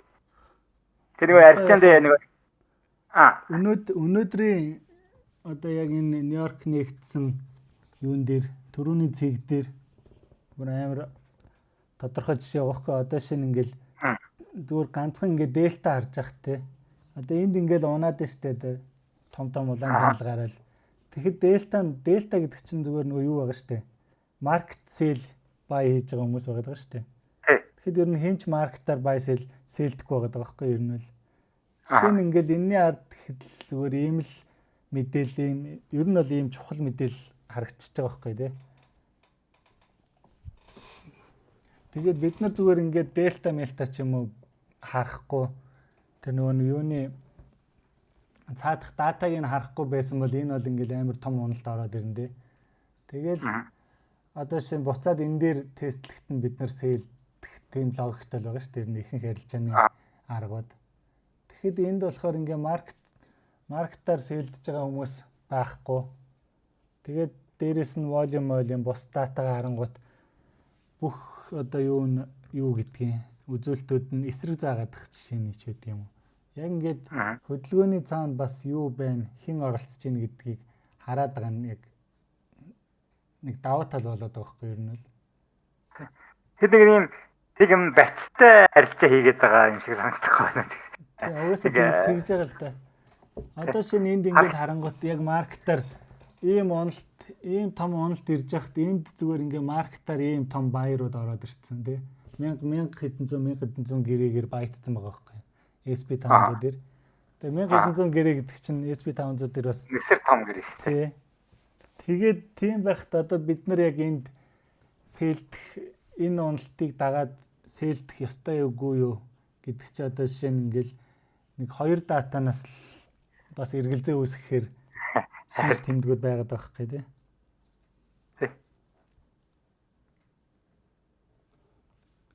Тэр чинь дата ч өөрөө хамгийн лог утга болж орж ирж тий. Энд чинь нэг хүн улаан цагаан аваад байгаа юмыг би одоо заралтай нь шүү дээ одоо.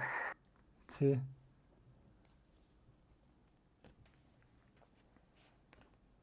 Тэгэхээр яг бодит датагаа харах нь л хамгийн чухал нь санагдсан надад бол. Тэгэл трейдинг гэл аль болох нөгөө нэг гайгүй хялбар юм хөөсөргө бүр сурчдаг юм ааши. Нөгөө нэг ашиглахад амар тэгээд төлбөр багтаа махтай гэд тойрч явж тэгэл фьючерс датаны төлбөр төлөөл дуусчих байхгүй юм бол. Харт. Тэгээд одоо шиг хийчихлээ байгаа юм ч тэгээд одоо мөнгө зардлаа. Бидний арилжаач бидний бараг л офис шүү дээ. Тэгэхээр офисынхаа одоо төлбөрийг төлж та.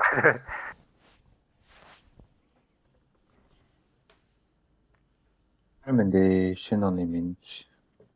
Санчраараад ирчихсэн. Юу вэ? Шинэ оны минь. Скорт нэг хаяа нэг шалгаж байгаа гэсэн чинь та яриа сууж ийн. Одоо сонсоогүй хатанууд бүгдээр нь шинэ юм. За арилжаа нэмээ сайн уу? Юу вэ? Тач юу сайхан намтай юм байна. Арилжаа нэмээс сайн уу? Санчирч жиг нэг юун дээр байгаа шүү дээ. Фьючерс дээр жиг нүдэж байгаа. Топ степ дээр. Топ степ. Яг одоо нөгөө өнөөдрийн ярьж байгаа сэдвтэй холбоод ярихад би чинь нэг хэсэг бас яг энэ датан дээр ажиллаж үзсэн. Ерөнхийдөө айгүй гоё нөгөө хүний харах үнцгийг амар гоё ойлгомжтой болгодог тий. Мэдээж таны ярьж байгаатай адилхан авж байгаа зарж байгаа нь энэ чи үнэн дата багцсан. Тэрэн дээр хүн илүү ихтгэл өнөмсөд төрж байгаа юм л та тий. Тэгэхээр нөгөө нэг хатан юун дээр ихтгэл өнөмсөд төрөөд ирнэ гэхээр хүн өөрийнхөө гаргаж авсан статистикэн дээр юм байж тий. Тэгээ яг мэдээж нөгөө датаг хараад ирэхийн ихээр энд хүн үнээр илүү нөгөө бай болж юм илүү байгаа юм чи илүү тенденси буюу дээшээгээ явах магадлал өндөрч байна гэж үзээд одоо би энэ чинээс анаас нь яаж одоо тий бай тал руугаа өөрийнхөө сетапанд тохируулж орох вэ? Нэг тайминг гэж бас нэг зүйл байгаа даа шүү дээ. Цаг хугацааг тохируулж орох, өөрийнхөө стрим менежментийг тааруулж орох гэдэг юм. Ингээд өөрийнхөө юм бас уялдуулж өгөхгүй бол за ингээд баахан бай ядгаа байхгүй нөгөө чарт харж байгаатай адилхан баахан нөгөө тоонууд гараад ирэн тий дельта гээл одоо юу гэдэг капен санкуд тэгээд бас харна. Нөгөө би зүгээр юу гэж хэлэх гээд байна вэ гэхээр амар та яг нэг дуудлага хугацааны онцлоор реалистик хамгийн бодит үнэн зүйл энэ чи яваад байгаа боловч яг суралцж байгаа буюу арилжаа хийхэд суралцаад яг шийдвэрээ гаргаж байгаа хүмүүс яадаг вэ гэхээр яг ядгаа байхгүй цоошин арга барил болж хувирдаг. Тэгэхээр тэрэн дээр суралцах шаардлагатай болдог тий. Цоошин зүйл авчаад байгаа байхгүй. Тэр би зүгээр мэдэн ажиллаж үзэж байгаа. За энийг дата миний нүдийг бол нэлээд сайн онгойлгоод өгсөн. За энэний ард тийм явж байгаа. Тэнгүүтээ давхар чарт одоо энэ чарттайгаа уялдаж харж агаад ийм одоо юу гэдэг те нөгөө price action-ы араас ийм захиалгууд дийлэнхтэй орж ирдэг гэдэг бас нэг ийм өөрийнхөө статистик гаргаад авчиж байгаа шүү дээ тий. Тэрэн дээр илүү нөгөө өөрийнхөө хуучин хардаг байсан юм руугаа илүү тасварсуулах юм руугаа хүн явж юм шиг байдаг. Би чинь бас нэг жил хагас шахуу штэ тэр яг фьючерсийн датагийн аваад датан дээр тулгуурлаад арилжаа хийдэг гэсэн. Айгүй сайн арилжааны оролцоод бол амар сайн нарийсдаг.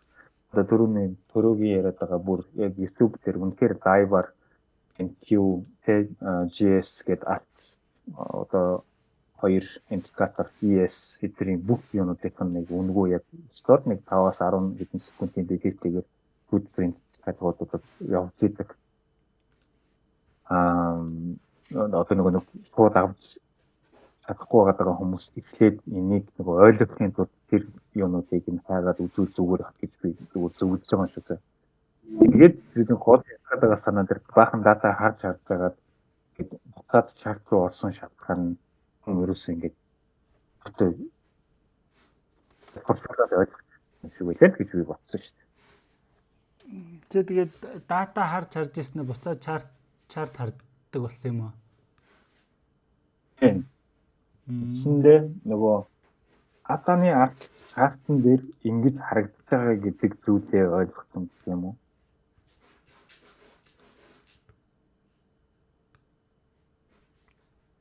Ойлгодгүй. Яг ба дараа нь ойлгуулаад үе. Ихтэй нэг өөрийгөө басгүй тайлбарлах чадахгүй байх шиг байна. Та хэд ямар юм ярьж хатан дундуур нь ороод бахан самраа ичвэ.